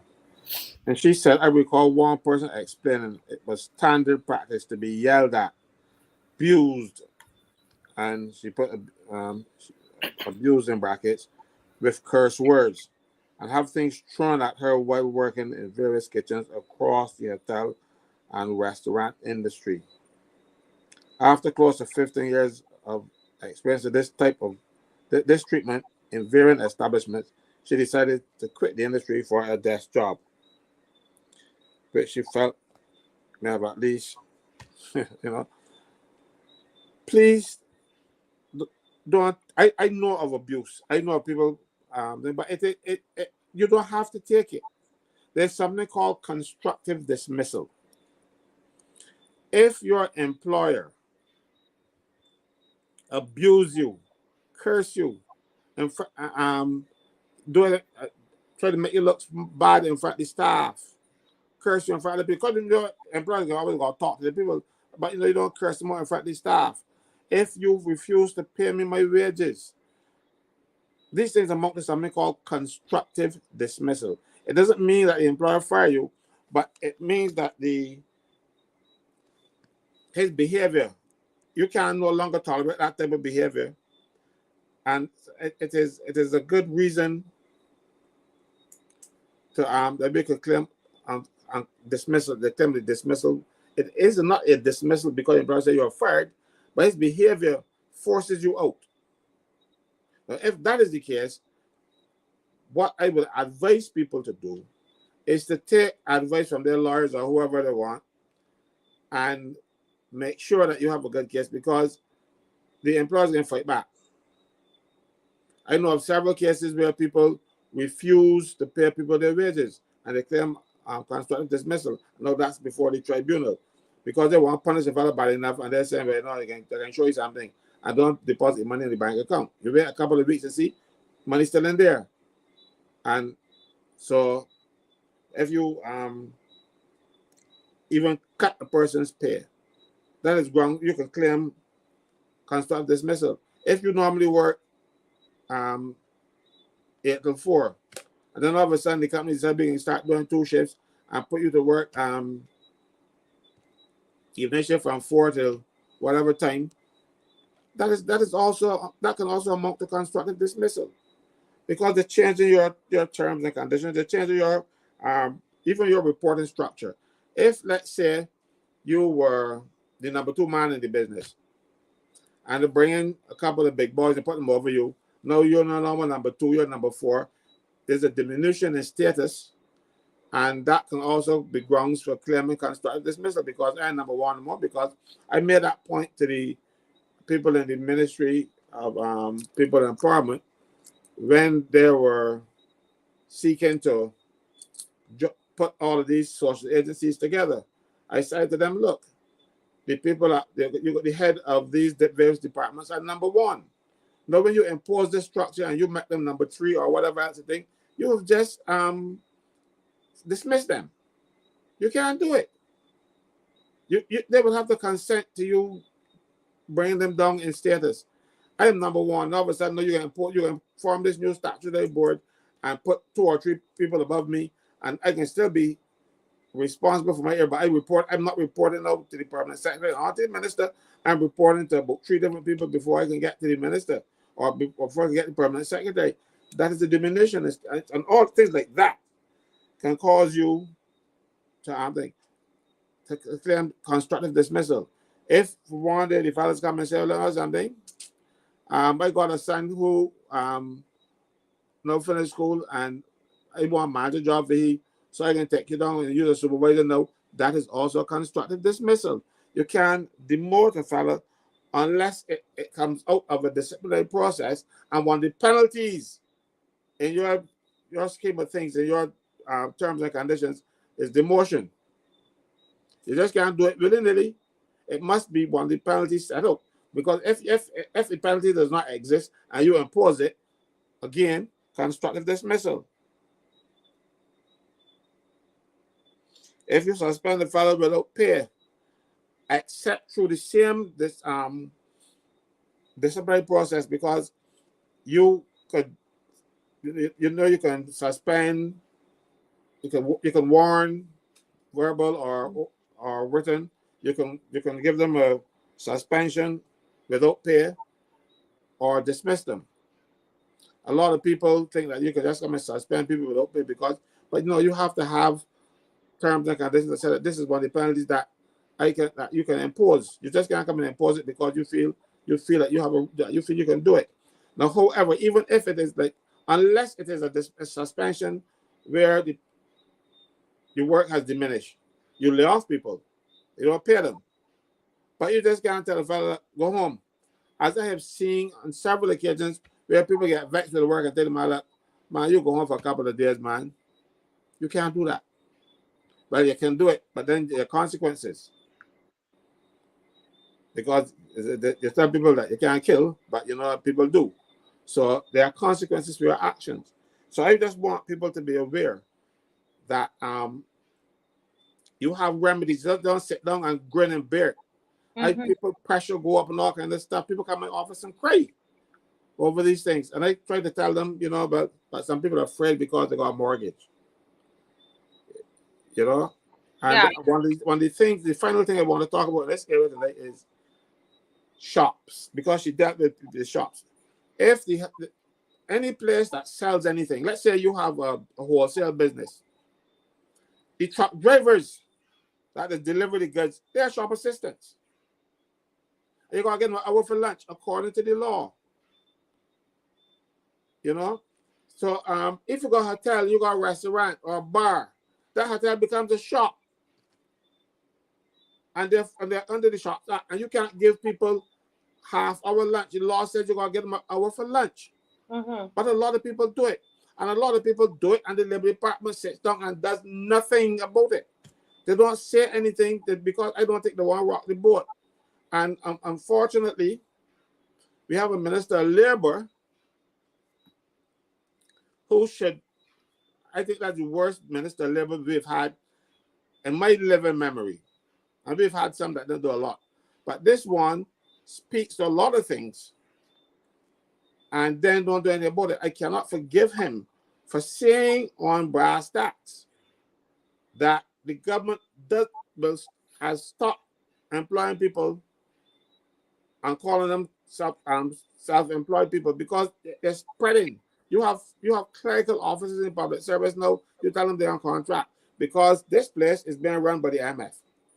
And what has happened here, the Minister of Labor, the National Insurance Department, because the National Insurance Department has power to deal with people who are, they're saying that you are self-employed, because only the National Insurance Board can make that determination. And you know something, what they have done? The National Conservation Commission, they got a few hundred people working like that. I calling them self-employed. But for self-employed, you know, if they're saying, well, look, the fellas were using whackers. And they're saying, you know, no, we can give it whackers, so that makes you self-employed. That is not the only ground to determine if you're self-employed. It is if you give me my hours, if you can discipline me, you know, if I can't bring in my staff, because if I can bring in my staff, that means I'm a subcontractor. All of this, but no, this is a government agency that is trying its best to unfair people. And then when you go to national insurance, and say I'm a self-employed person, they ask what business you're in. And when they say, well, I work at NCC, they doesn't know you're self-employed and you can't pay self-employed contributions. So those people are not accumulating the contributions to make a pension down the road. Government is doing this to its people. You see, I tell you, this government cares about everybody else other than better. And we have ministers standing up and letting it happen. They need to go. They are treating Bajans like somehow somebody make them mighty and powerful.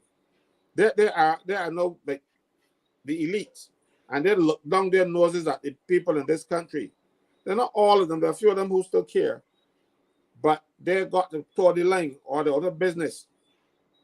I can name two of them, at least two, that I know that still try, but I'm not going to name them here. They're gonna do their own PR. I'm doing it for them, but we have to. You see look, one of them there. But we have to let this government know that we can't take this nonsense anymore. It is not good enough. You know, look, we come here every night, we bring up these problems, and they ignore them. Problems at prison, they ignore them. Problems in the Ministry of Labor, they ignore them. Problem at the Labor Department, they ignore them.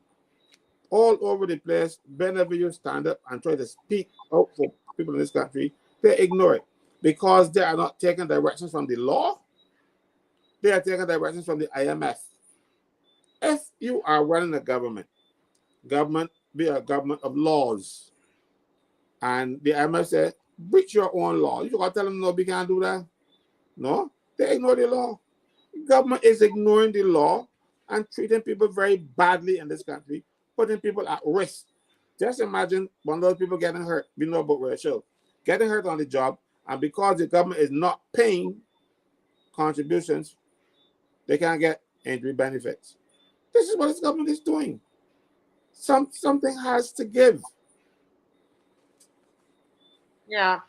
You know, I'm telling you, and I hear you all the time talk about this, and I'm glad to see that Michelle is back out and not being afraid of these threats and these letters that were being sent to her by you know, people who have said in those letters that she can't speak against the government.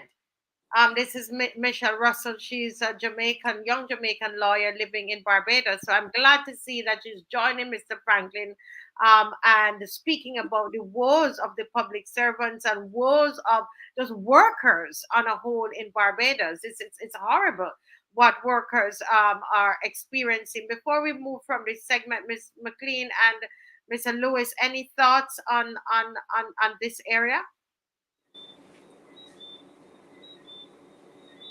Ms. McLean, I'm not sure if you're speaking, but you're muted. No, I was asking Mr. Lewis if he wanted to go first, since he hasn't spoken for a while. I don't know if he's hearing. No, he isn't moving. You know, he's frozen. He's frozen. He's Okay. He's probably Yeah. frozen. Go ahead. Go ahead, Ms. McLean. No, I am just so concerned that the people of Barbados are being subjected to these threats of these very draconian things that we are in many cases apparently fearful, and rightly so, because we have to treasure our lives and our safety and all of that. But as a result of that, as that is happening, the issues that are of concern to Barbadians, we are not getting those things addressed properly. And where you have voices like Miss Russell's, in her articles, in her comments, educating people, efforts are made to stifle those voices to the detriment of the public, and I think the citizens have to put their feet down. I mean, I heard earlier this evening when you were talking to I'm trying to remember the first name, Antonia. I was gonna call her by Antonia, his full yes. name. I was Yeah, like, we can't say Rusty no, anymore. Rusty Richard called it Antonia. as a tat. I mean, when you were talking and explaining the gravity of that legislation, and to those persons who sought to dismiss what Caswell was saying then, and we've been saying, in addition to looking at the bill here and reading it, go and see what actions have been taken. You've given the example of Guyana and so on. Look at the decision taken by Grenada in relation to acceding to the convention and all of those things. Nobody is challenging what is essential and what's necessary to protect children and vulnerable, etc. But when you get into wanting to control your citizens in a place where they want to go to the world and say, look, free speech is we are a democratic nation and people can speak freely and so on. It's intolerable. And you're doing all of that and putting all of that energy while critical concerns and needs of the citizens, health care, education, and doing the right things in key sectors, making sure that we look to generate opportunities for our young people. We are not doing that in adequate ways. Yeah. And Miss McLean, that's why for the month of June we have to continue to educate on the cybercrime bill. You would have seen the shock on Richard Antonia's face and the questions he was asking. He genuinely didn't know. And and so people who say, why you always, you go, no, we have to, we have to keep going, and it's a recommitment. Seeing him tonight, Miss McLean, is a recommitment to these marches, these protest marches, and he's going to be out there on June the 8th, Saturday again. You think I don't have something else to do? You think that I don't want to do something else? It's too important. Something that will make you money. Let people know money. that will make you money, because nobody's paying you to do this. And that's Right. something that people need to understand. Nobody's paying Caswell to do this. Nobody gonna pay me anyway. But no, but in all seriousness, as I listen to him tonight, you know what I say to myself? Barbadians like him are so busy trying to live, to do the right things for their family. I mean, I always admired them and when he mentioned the three of them, in singing this season and so on. As a family, they're people who are essentially, as far as I know, largely self-employed. They got to get out there and work, and a lot of people, you have to go to your jobs, you have your children to take care of. You hear these things, but you don't necessarily think in terms of their relevance, immediate relevance and application, to your situation. And so it is only when you start to illustrate by talking about his song and the reaction, the letter he got from the communication he got from the radio station, and those kinds of things, and the thing about it, I didn't get to mention it the other night when we were talking to the young man from Trinidad, trying to remember his name now. Trinidad, Trinidadians, and when you listen to Trinidadian calypso, for years we always felt, Trinidadians were able to go out there and speak their minds. When you listen to their social commentary, people would always say, maybe we couldn't sing that in Barbados. We couldn't quite have lyrics like that. And now what you're hearing is, and you see that. So as they clamp down on this visiting guy, capturing the realities of the society, think about what they will do when they start to look at this similar legislation and say, well, we have now to clamp down on Calypsonians. So it is a muzzling of society, of individual and collective voices. And in the process, to me, it is doing damage to the country, because if you muzzle voices, and the only voices you hear are those, as we like to say in the political arena, singing in your choir, then how do you improve on what you're doing? How do you come to appreciate the shortcomings of all that you do? If you have people just, yes men and yes women, endorsing everything you say and not being open and frank with you and say, this is good, this is bad, this needs improvement, this needs to be thrown out altogether, this does not benefit citizens. Mm-hmm. What's going to happen to us? Yeah. It's really really sad. Somebody said we are going to understand that the temporary roads are not for us. All of these things that are being done, it's not for us, and that is what actually hurts. And to think that we are paying for it, we're paying for it, and all that they can see is dollar signs. They think that in doing all of these things, we're going to make a lot more money. A lot more money from it. It's the same thing. I think Mr. Lewis is back. Mr. Lewis? Yes. Are you hearing? Still having problems. No. I saw them painting garbage cans. There's little garbage cans on Broad Street. And that's Right. This afternoon I was going to the office, and I see people painting. People getting overtime and all kind of stuff happening now, because they're sprucing up the place for visitors. Spruce it up for us and let the visitors come and enjoy what we have. We seem to be second class in our own country. Second and third. And that is regardless of what administration that it is, it's wrong. And it's not a good feeling at all, because we are paying the taxes. It's our money. And even if it's loan money, we got to pay back the loans. We have to pay back the loan. I think Mr. Victor Lewis seemed to be having some trouble. If he can hear me, Mr. Lewis, try turning off your camera and seeing if that would help you with the bandwidth. Okay, try turning off your camera. Let's see if you heard me. Hi, Mr. Lewis, can you hear me? Hello. Let's see if he comes back on. Yeah, he's here, but he's having some challenges.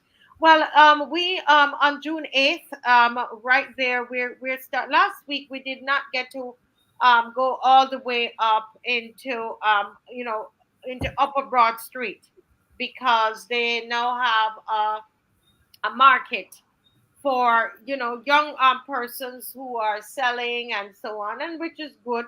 If that's what is happening, I will hope that our young entrepreneurs can benefit if that is what is happening there, and that's not a bad idea. Now, what it does is that we have to literally we have to go around that. So we come up from Redmond's Drive, and then we make a left there at Woolworth and go right across. And what's a good thing about that route is that we get to meet up on Swan Street. And it was so refreshing. And we stayed there a little bit talking to the people on Swan Street on the truck. Yeah. And so I said to people, listen, it might not be Miss McLean, the road that we want. It's not the route that we want it to have. but we're going to make good use of what we have, right? And so we used that. And then when we got to right there by Queen's Park, we met on a whole nother set of people that's coming from the bus stand, Oh, from the minibus stand, okay. right?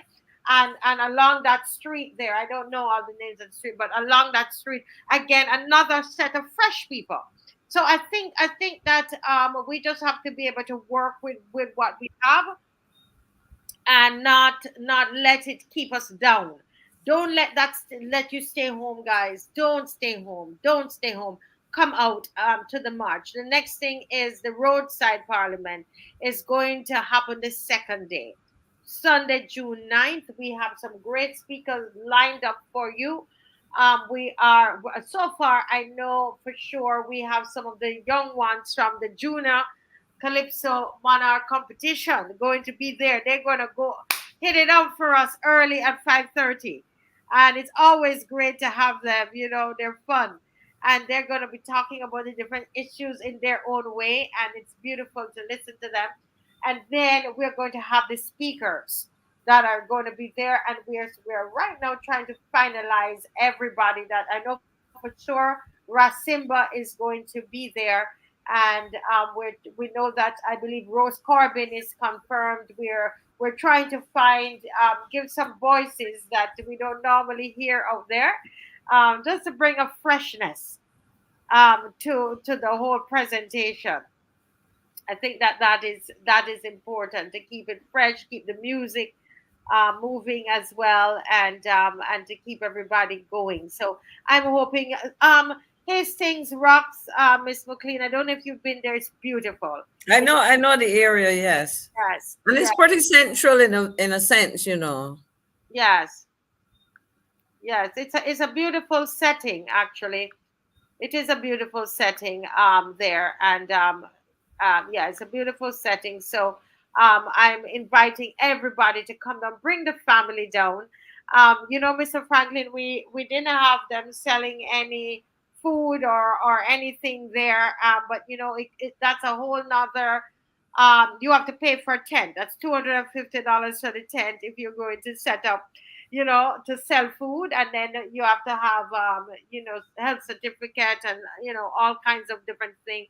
But I know how it is. The people are down there and they might need something, so we can probably look and see if we want to do that, to create that atmosphere. But it's an added layer of administration, and our Yeah. team is not big, but yeah. So that is the thing. I am not. Somebody's asking if they're not going to let us go back to Oystins. They told us that they were refurbishing Oystins. We're not going to focus on that. Mr. Franklin, for me, I try to let's think positive. We're going to move on. We went to Hastings Rock and we like it. If we can get back to Oystins, that would be great. But I'm not going to dwell in the past. We're moving ahead. We're doing what we do. We had such a big crowd at Hastings Rock the last time, and the environment was lovely, wasn't it, Mr. Franklin? Yes, I actually enjoyed it, and I met a lot of people who were not regulars. We had our regulars there, but I had a lot of people. I think the visitors that outnumber our regulars by far. So it was good, and that's why I suggested that we should go back because it worked. Yes, And yes, it's easier to get to for some people too, you see. Yeah. It's a little more central. People coming from the south can get there. People coming from the west coast can, get there fairly easily as well. yeah. So I'm asking everybody, plan for it. It's going to be a fantastic evening. The poster, we are just trying to finalize the speakers. Sometimes it's so difficult, and to get a good cross section of people. If I do a die, if I don't do a die, because they're still saying that I am DLP and I'm pushing DLP. When at the thing you had Lynette there, you had. Listen, I've tried so hard to get, say, for example, the leader for Solutions Barbados. Oh, till I'm ashamed of myself because there's no response. They're not interested. To come out, come on the show, to come and speak. I've tried. You don't know how I've tried, and so I have to go with who is available. and we try to put a good mix out there because we really want to make that kind of presentation that it represents all of Barbados. But if the people aren't willing to come out, what am I going to do? I can only do what we can do, and then we You spread the message, and who hears, then they will go later and catch it online. Yes, and so we're going to have some great speakers as soon as they respond to me. All right, so that is going to happen. But I know that Dave has a song that from Colin Spencer that we want to play now. So go ahead, Dave. Psalm 34, verse 4. I sought the Lord, He answered me and delivered me from all my fears. We are facing a serious problem in the east, the west, north, and south. And what makes it much more worrisome is very few can figure it out. So we're just trying to hold it together, trying to preserve our sanity. But maybe only divine intervention at this point could rescue we. It's like we are on a roller coaster, traveling fast but going nowhere. Then an old man said, listen to me, mister, Barbados is overcome by fear. We live in fear of giving some lawyers our hard-earned money, because we fear that they're going to spend it and we might not get back any. We fear the education ministry will have a simulation somewhere or further traumatize our children with some asinine survey. We know it isn't fair to impose taxes on the pensions of old people, but we fear speaking out against those who for this are responsible. So whether it spells F-E-A-R or F-A-I-R, you can't fool me. Some kind of fear is definitely stifling our country. La, la, la, la, la, la, la. Fear is the hottest topic debated by radio DJs and journalists. You just often hear them lamenting, how did Barbados get like this? I'm told the journalists are instructed what to ignore and what not to say, while the DJs are given a long list of songs that they must not play. Well, I'm not known for double entendre, I just deal with simplicity. But figuring out who's calling the shots here, come on, Bajans, that's so easy. We truly fear getting into trouble in this beloved country, cause there seems to be one law for poor people and another one for the wealthy. We know it won't be fair if Maloney is still getting big government contracts, cause under the last administration, Mia had so much to say about that. We fear that the cybercrime bill will curtail freedom of speech in this land, and it's fair to say it will affect the work of Calypsonians. So whether it spells F-E-A-R or F-A-I-R, you can't fool me. Some kind of fear is definitely crippling our country.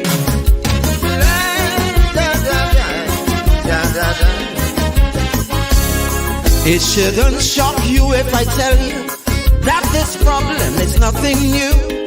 It's been with us for generations, and it's familiar to me and you. But we like to sweep things under the carpet, gloss them over or just ignore.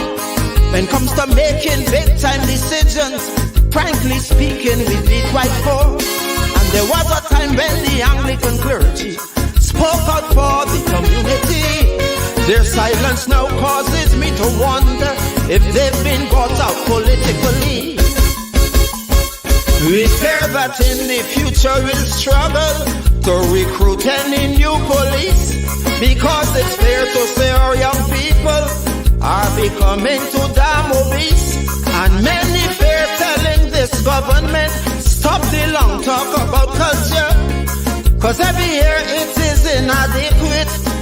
The funding for crop over, We know it's unfair that NCF fails to help out Trevor Eastman, especially since they've helped others who put this country into nothing. So whether it spells FDAR or FAIR, it's plain to see some kind of fear most definitely is affecting our country.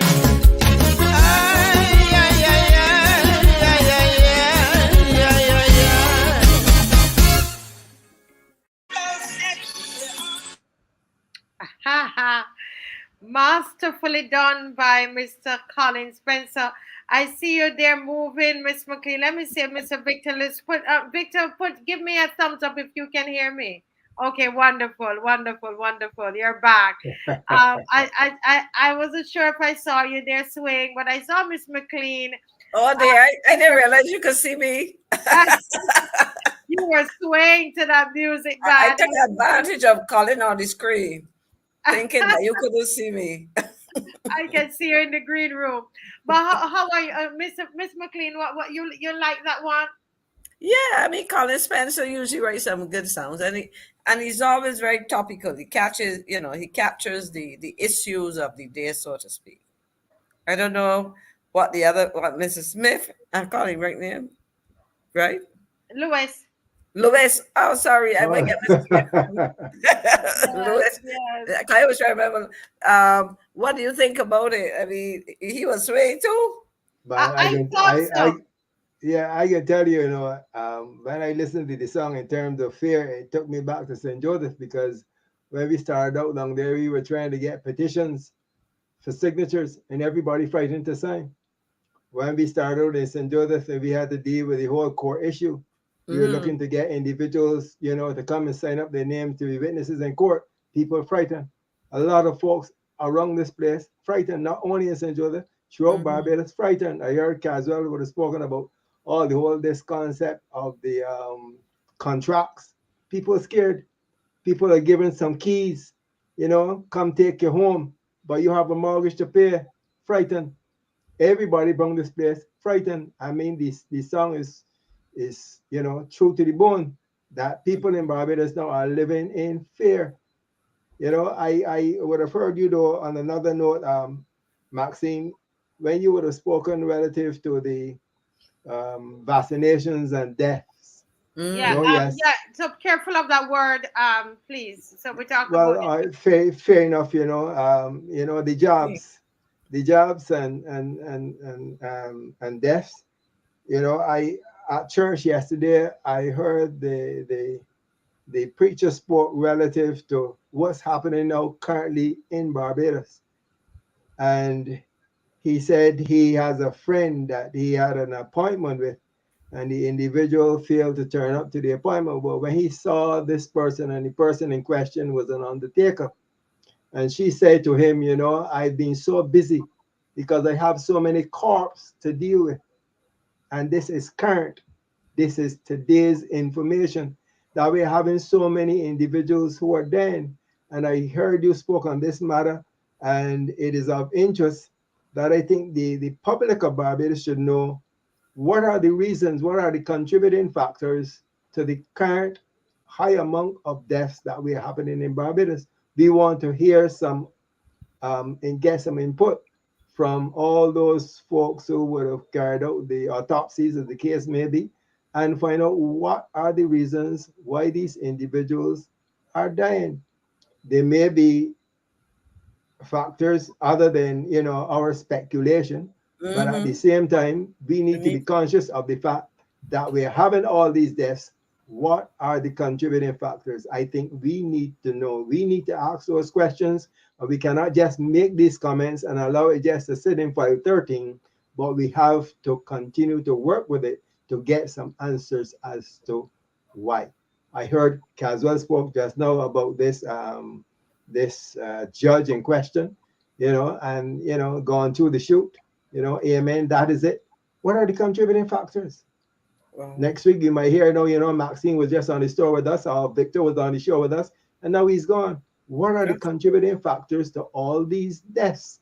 These are questions that we need answers to. In fact, there's another issue in relation to that because I was speaking to somebody about a death very recently, and which traditionally, I mean, there was a sign off on the death certificate, but the concern was whether, in fact, normally that person would have probably had to have an autopsy. Now, the challenge is that the families are observing what's happening and the length of time it takes. So you don't want to be sitting around for 8 weeks waiting to get an autopsy done, because at the end of the day, the person has left us, and you are basically, the concern is, should we do this, or do we just recognize that yes, the person might have had some signs of illness that are pretty recent, but having passed away, do you really want to put the family through the pain of waiting? And so there are a lot of issues that touch the lives of Barbadians every day. And at the end of the day, when we add up all of these things, it causes us to ask, we feel fearful, and whether it is fair and reasonable, So looking at that within the lyrics of Colin Spencer's song, I mean, it's scary. Yeah, There's it something I really want to draw to your attention. My son keeps sending me these things. He's trying to keep me up to date. Kazuhiro Haraguchi, a former Japanese Minister of Internal Affairs, has become the first major politician to apologize to the unvaccinated. Right. So we watch the words, and the reason I'm doing that, Yeah. Mhm. as I We said, understand. I've lost 3 or 4 channels, and Mhm. We can't afford it. I Right? can't afford. This is for Barbados. This No, channel is for I'm Barbados. reading from the thing. I know. So just be careful as you read. For the tsunami of deaths occurring among the jabbed population. He apologized when they had a demonstration against the World Health Organization when they wanted to have their new treaty, or whatever they call it. There was a massive demonstration in Japan, and it has not made the news around here or most places because that is not what they want. But it was a massive. It is not reported on the major news, but it was only on the 31st of May, which is just 2 days ago or whatever, and but the CNN, NBC, NBA, and all that kind of Fox and stuff, they're not bringing these things. CBC, nobody's bringing them. But I try to keep up to date. I myself make sure I keep up to date. But then he sent information to me. I then had to go and double check to make sure he ain't getting Fake fake news. news. Yeah. So I went and double checked myself, and I went on other websites and I looked and make sure they were fact checked. And now they're saying that they're killing millions, and they're saying the unjabbed they were right. And so all the things that we endured, then they're now saying that they're apologizing for them. Yeah. Yeah. I saw that article as well, Mr. Franklin. Yes. Go ahead. So I just wanted to, in light of what Colin was saying and what Victor was saying, I just then go back to make more people aware that we are on good ground, because it would appear that in Barbados, Barbados was the most fortunate country in the world. No one has suffered any job-related injuries or deaths. Even though the government, that's what it appears, because the government is not coming out and acknowledging that some things happen. You've got to be honest. And I have a difficulty with people who come out and pretend that thing. I can't stop using that word. who pretend that things are okay when they know better. I've seen the chief medical officer. I've seen some of these doctors who were going on the front line and all kind of stuff. No, I'm not hearing from them. Not in light of the fact that everybody is coming out and saying what has happened to these various jobs that they were producing. All the manufacturers who have no cup were forced to reveal the truth, but they were looking at money. They didn't care how many people they killed.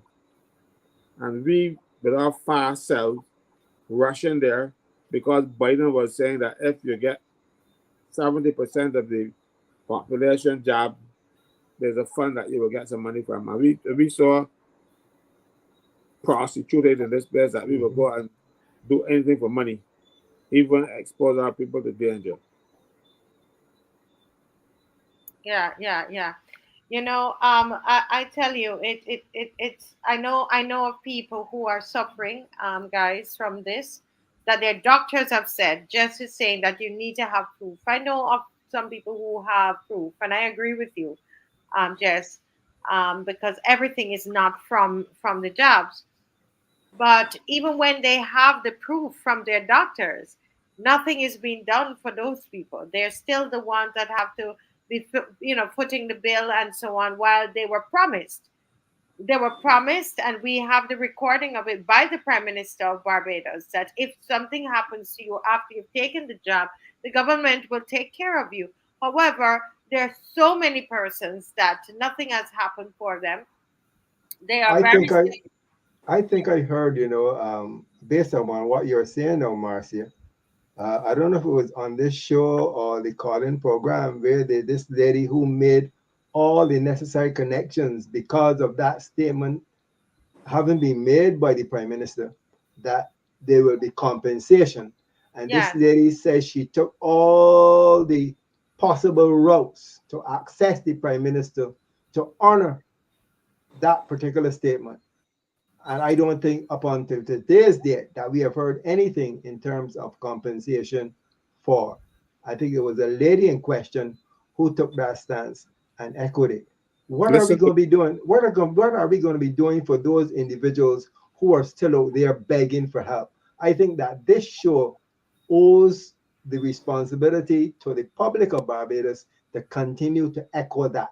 The Prime Minister made a statement that she will compensate. Let us see that compensation coming forward and honoring those individuals who have suffered as a result. Victor, Yes, sir.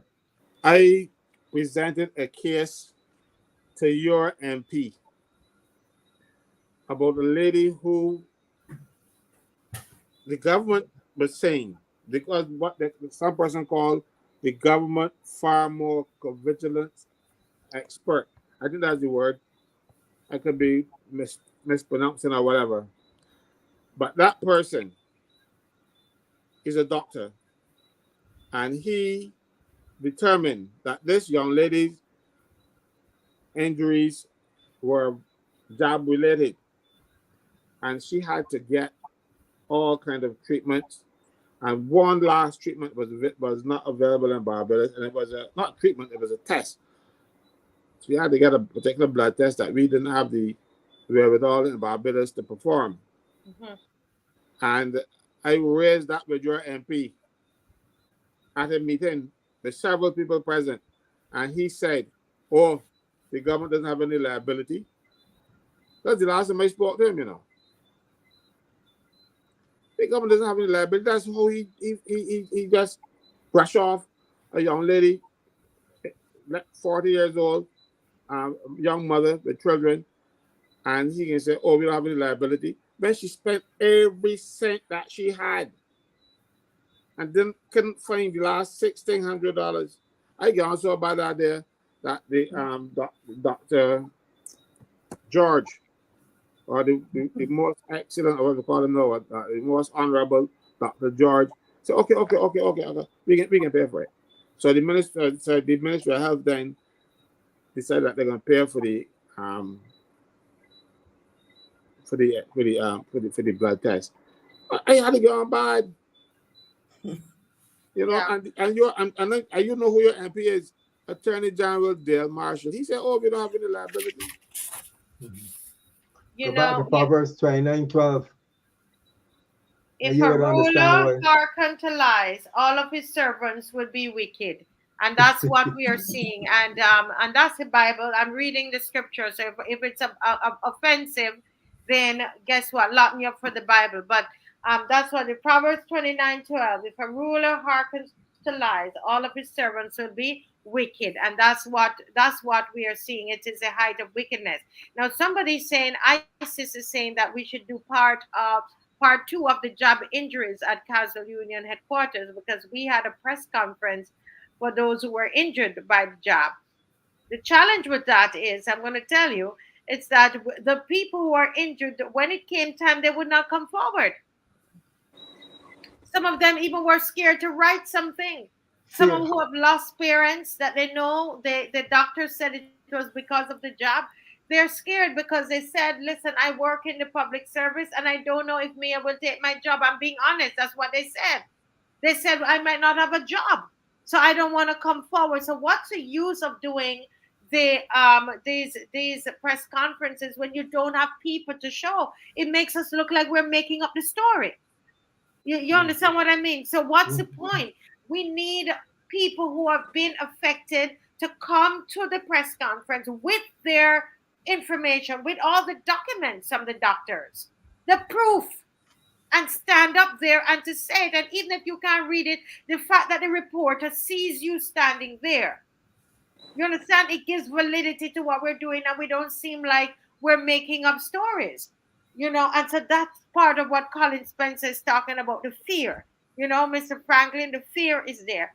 And on that note, every time we talk about this, we must be sensitive to everybody in our midst, people who have taken it within our own families. I have people in my family that I have, too. right? And so we need to be sensitive to that, and to understand that, because sometimes our comments are really not sensitive to that. We have family members, and there are people that we need to care about the people around us. We're talking about sickness here, guys. It's not I told you so. Marcia, it is not only that. People were bullied. People Yes. were pressured. Some people took thoughtful decisions and went to their doctors, and the doctors convinced them that it's a good thing to do. Yeah, so be it. But I'm talking about people who didn't want, and they were pressured. The case that they did for the lady at Rubis. Yeah. One of Rubis' defense was that the government told them to do it, even though the government knew it was illegal to do so, because they had only passed the law a few months earlier. And they encouraged private sector employees, and that is why we had the nurses strike, because they were saying to the nurses, look, you're going to get a job, or you're going to get a nurse messed up every month, every Monday. Yes, I remember that. And the nurses said, no, not we. And that's where the strike started. And you see, the fear is there because what they did, they tell the banks, take out that money from the people and send it back to the government, which is completely illegal, but they did it. I understand the fear too, because I see people in my office that want representation and they don't want me to call the name. I said, but I can't represent you, don't tell anybody. I can't write ahead of the department and say, you are unfair and a certain person for the department, I can't do what it is. But people don't want the names called. People are scared. And let me tell you something. It is not easy to get rid of at least an appointed public officer, because that process of investigation, trial, and then referring to the president is all, you have certain constitutional rights there. So a lot of public officers do not understand that they can't just be, because the prime minister let you, send you home. What they can do is to transfer you, because I discovered that they're moving the permanent secretary in labor over to the Attorney General's office. I don't know if the Permanent Secretary and the Attorney General had anything to do with um the peace peace program money, but they were responsible. I was asking where was that Permanent Secretary when this money was disbursed, and now I see a transfer happening, so I'm wondering that Casper, you're right, but the money come out and saying just a transfer. When I saw a permanent Secretary Ben Moku, and I said, but I understand you're getting transferred. He said, no, you know, but I only about yesterday. I said, we had that last week. I knew before him. But people don't, they can transfer you. They can't cut your salary. They can put you to work if you're a policeman, work at Crab Hill, you know. But they can't but they can't send everybody to Crab Hill. So all you have to do is to stand up. Because they want you to be fearful. When you are afraid, they are empowered. That's how bullies work. That's how bullies operate. If you stand up for yourself, you're ready to go and fight somebody else, a bully, you know. Yeah. They're going to come back at you because they know that you're going to stand up. I'm not bullied. Yeah. You know, it's almost 10 o'clock. Oh my goodness! And we've touched on so many different topics. But one, we have 4 minutes, and I want to us to talk about it. I guess we will continue it tomorrow. And this is this new coalition government that is set up in South Africa. And people are sending me that for the entire day. I started to watch it a little bit, where the ANC has lost, some of its footing there, and they have come together. The election is just, I think it happened yesterday, and Yeah. or 2 Friday. days ago. Yeah, Yes. 2 days ago because it took 2 days to come. Thank you, Mr. Franklin. And they're heading towards now a coalition government. And I really wanted to research that, to look at the different, what does that really mean, and what does that look like? And is that something that Barbados should be thinking about, or could be thinking about? We don't know, but it's to explore, what is it? What does it look like? We heard about it a lot from Pastor Ferdinand, as he talked about Cayman Islands, that they now have a coalition government. I wonder about that, and what does that look like? What does that mean for South Africa right now? It's quite interesting. Anybody wants to jump into that? We only have 3 minutes. I will very quickly say is a game changer in a sense, because the ANC obviously would have been the party of Nelson Mandela and the persons who would have been fighting apartheid and all of these things, the people who ended up there. The second, I think, is the second. Well, I haven't seen the final results, but the second largest percentage votes would have gone either to the is it MK they call it, which would have been former president. What's his name now? Who would have been part of the ANC? Zuma. Yeah, Jacob Zuma. And so he would have exited there, would have been pretty much seen as disgraced. But he has a lot of support, especially in KwaZulu province and particular area of the country. The second, as I said, the other significant, I would say, the second or third largest amount of votes went to a party that is, I would say, largely probably white South African, pro business and so on. So when you start to look at a coalition, and then of course Julius Malema, that's the name. He's a socialist and very strident in his thinking in terms of the direction the economy should go on.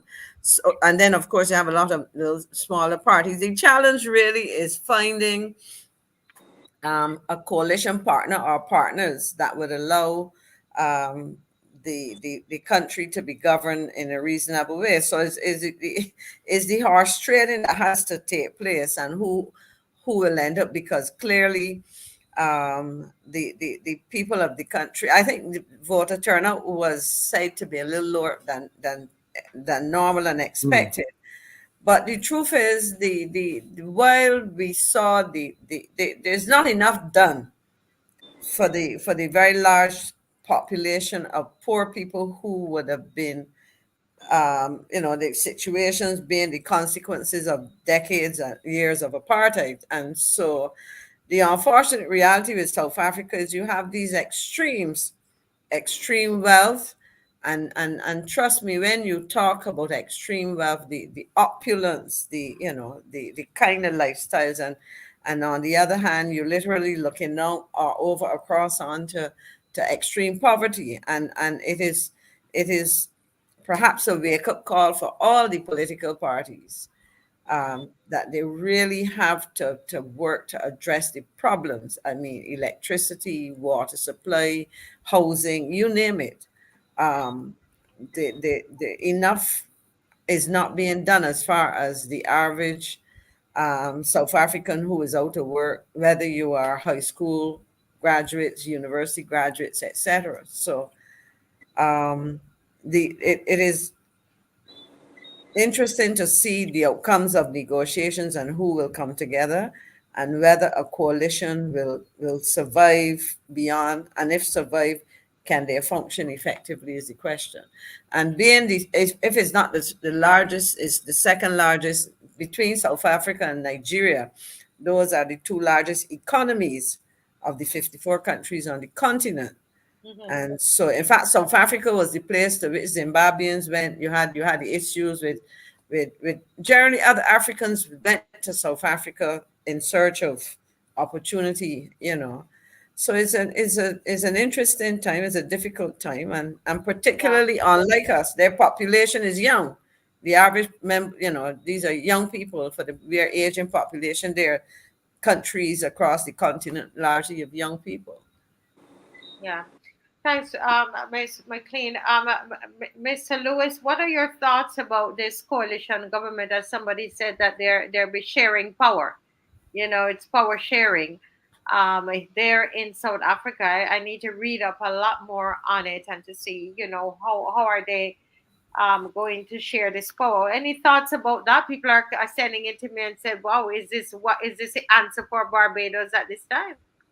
Well, this whole concept of power is that, I have a little difficulty with that word, because I think all power is in the hands of God.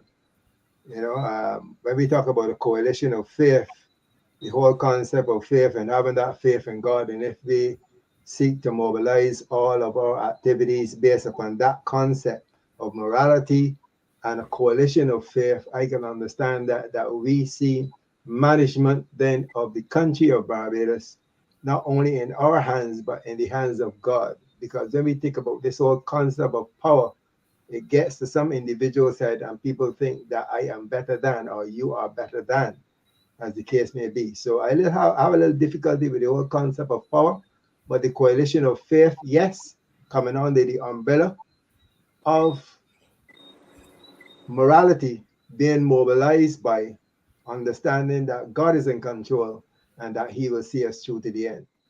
Yeah. Well, in this particular instance, I understand the term is being used, a coalition of the righteous. I'm talking about where you have various parties, whether it is third parties or independents or whatever, coming together to govern. So we can always chuck the word power, but coming together to govern the nation. That's why it's called coalition government. So they're coming together to take charge of the affairs of the country. And there are various people. So that's really what we're saying. But time is against us. So let me go to Caswell. What are your thoughts, Caswell, on that? No coalition with the ANC will work because all of the people against the ANC are poles apart from the ANC. The white people, it's not, that would look like a betrayal for the rest of the people in the country if you join with the white people to form a government. Zuma is absolutely corrupt. They wanted to lock him up. He wasn't locking up. The boss that could lock him up for here was contempt of court because he wouldn't obey some court order.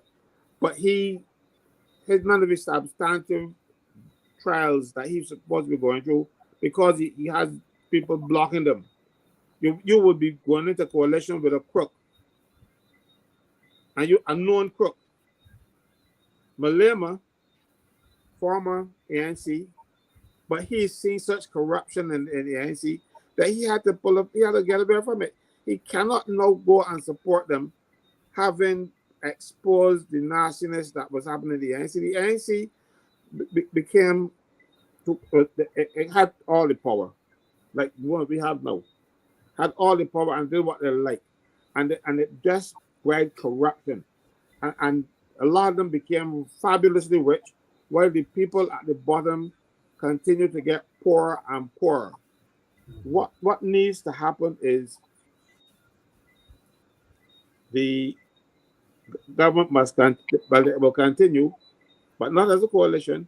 The largest party will form the government, and and then they would have to have power sharing, because if they don't come with good policies, then they will be voted down in Parliament. But I don't think that you can that they will not sit easy. It would be a case where people join together just for the sake of having power, and there's no way the ANC should have lost that amount of support if they were honest. They were not. Ramaphosa, he had barns of money, you know. The phone, but he claimed it was something land he sell or something. I can't remember exactly what it was. Zuma, same thing. Every time you become big in the ANC, you start becoming a crook. So Nelson Mandela, he was never one of my favorites, or however, because I really thought that what he should have done is to, where they add white, just scratch it white and put black into, vice versa, and things would have been a lot better. But he wanted peace, but he didn't achieve the kind of no, I'm laughing, but serious. He didn't achieve it for the poorest of the poor. Yeah. Well, It was a tough job. tough job. We're going to continue this this discussion. I know Dr. Ferdinand will be all over this tomorrow evening.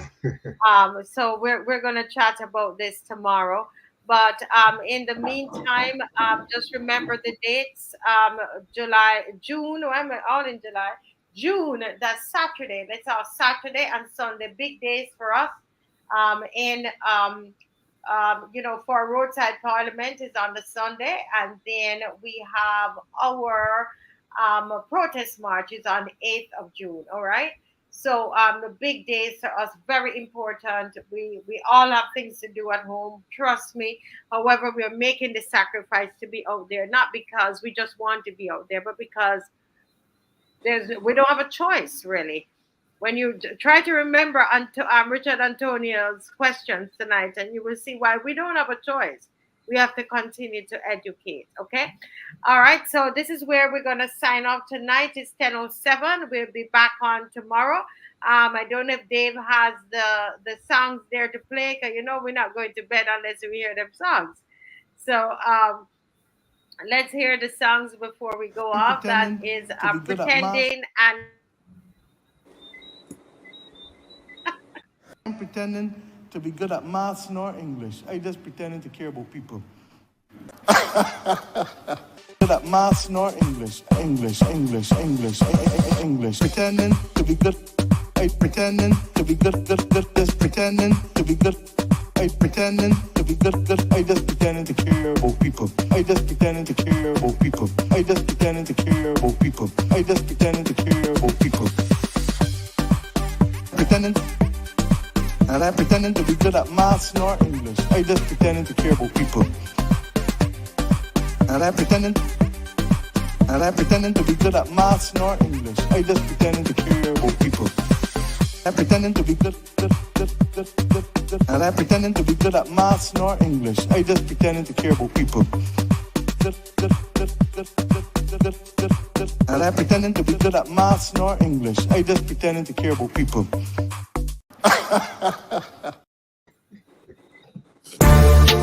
Promise us a better tomorrow. Tell me that it's suffering done. Me a take the vote and let me down. Me a take the vote and let me down.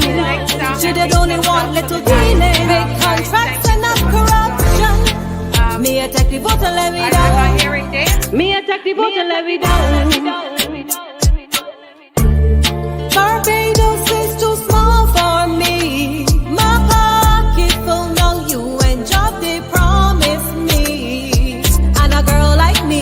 want power and more money. You cry transparency, but that's a no for me. Promise us a better tomorrow.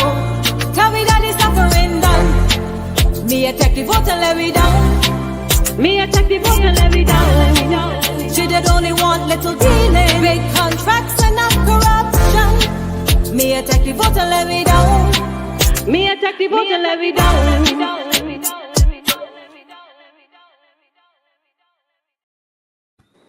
I know. All right. Good. Guys, we see you tomorrow. Awesome show tonight. Thank you, Mr. Franklin. Thank you, Mr. McLean. Thank you, Mr. Lewis. And thanks to Richard Antonia, who was on tonight. And hopefully we'll get some more Calypsonians coming too. God bless you all. Bye-bye. Bye-bye. Okay. Bye-bye. See ya. Bye.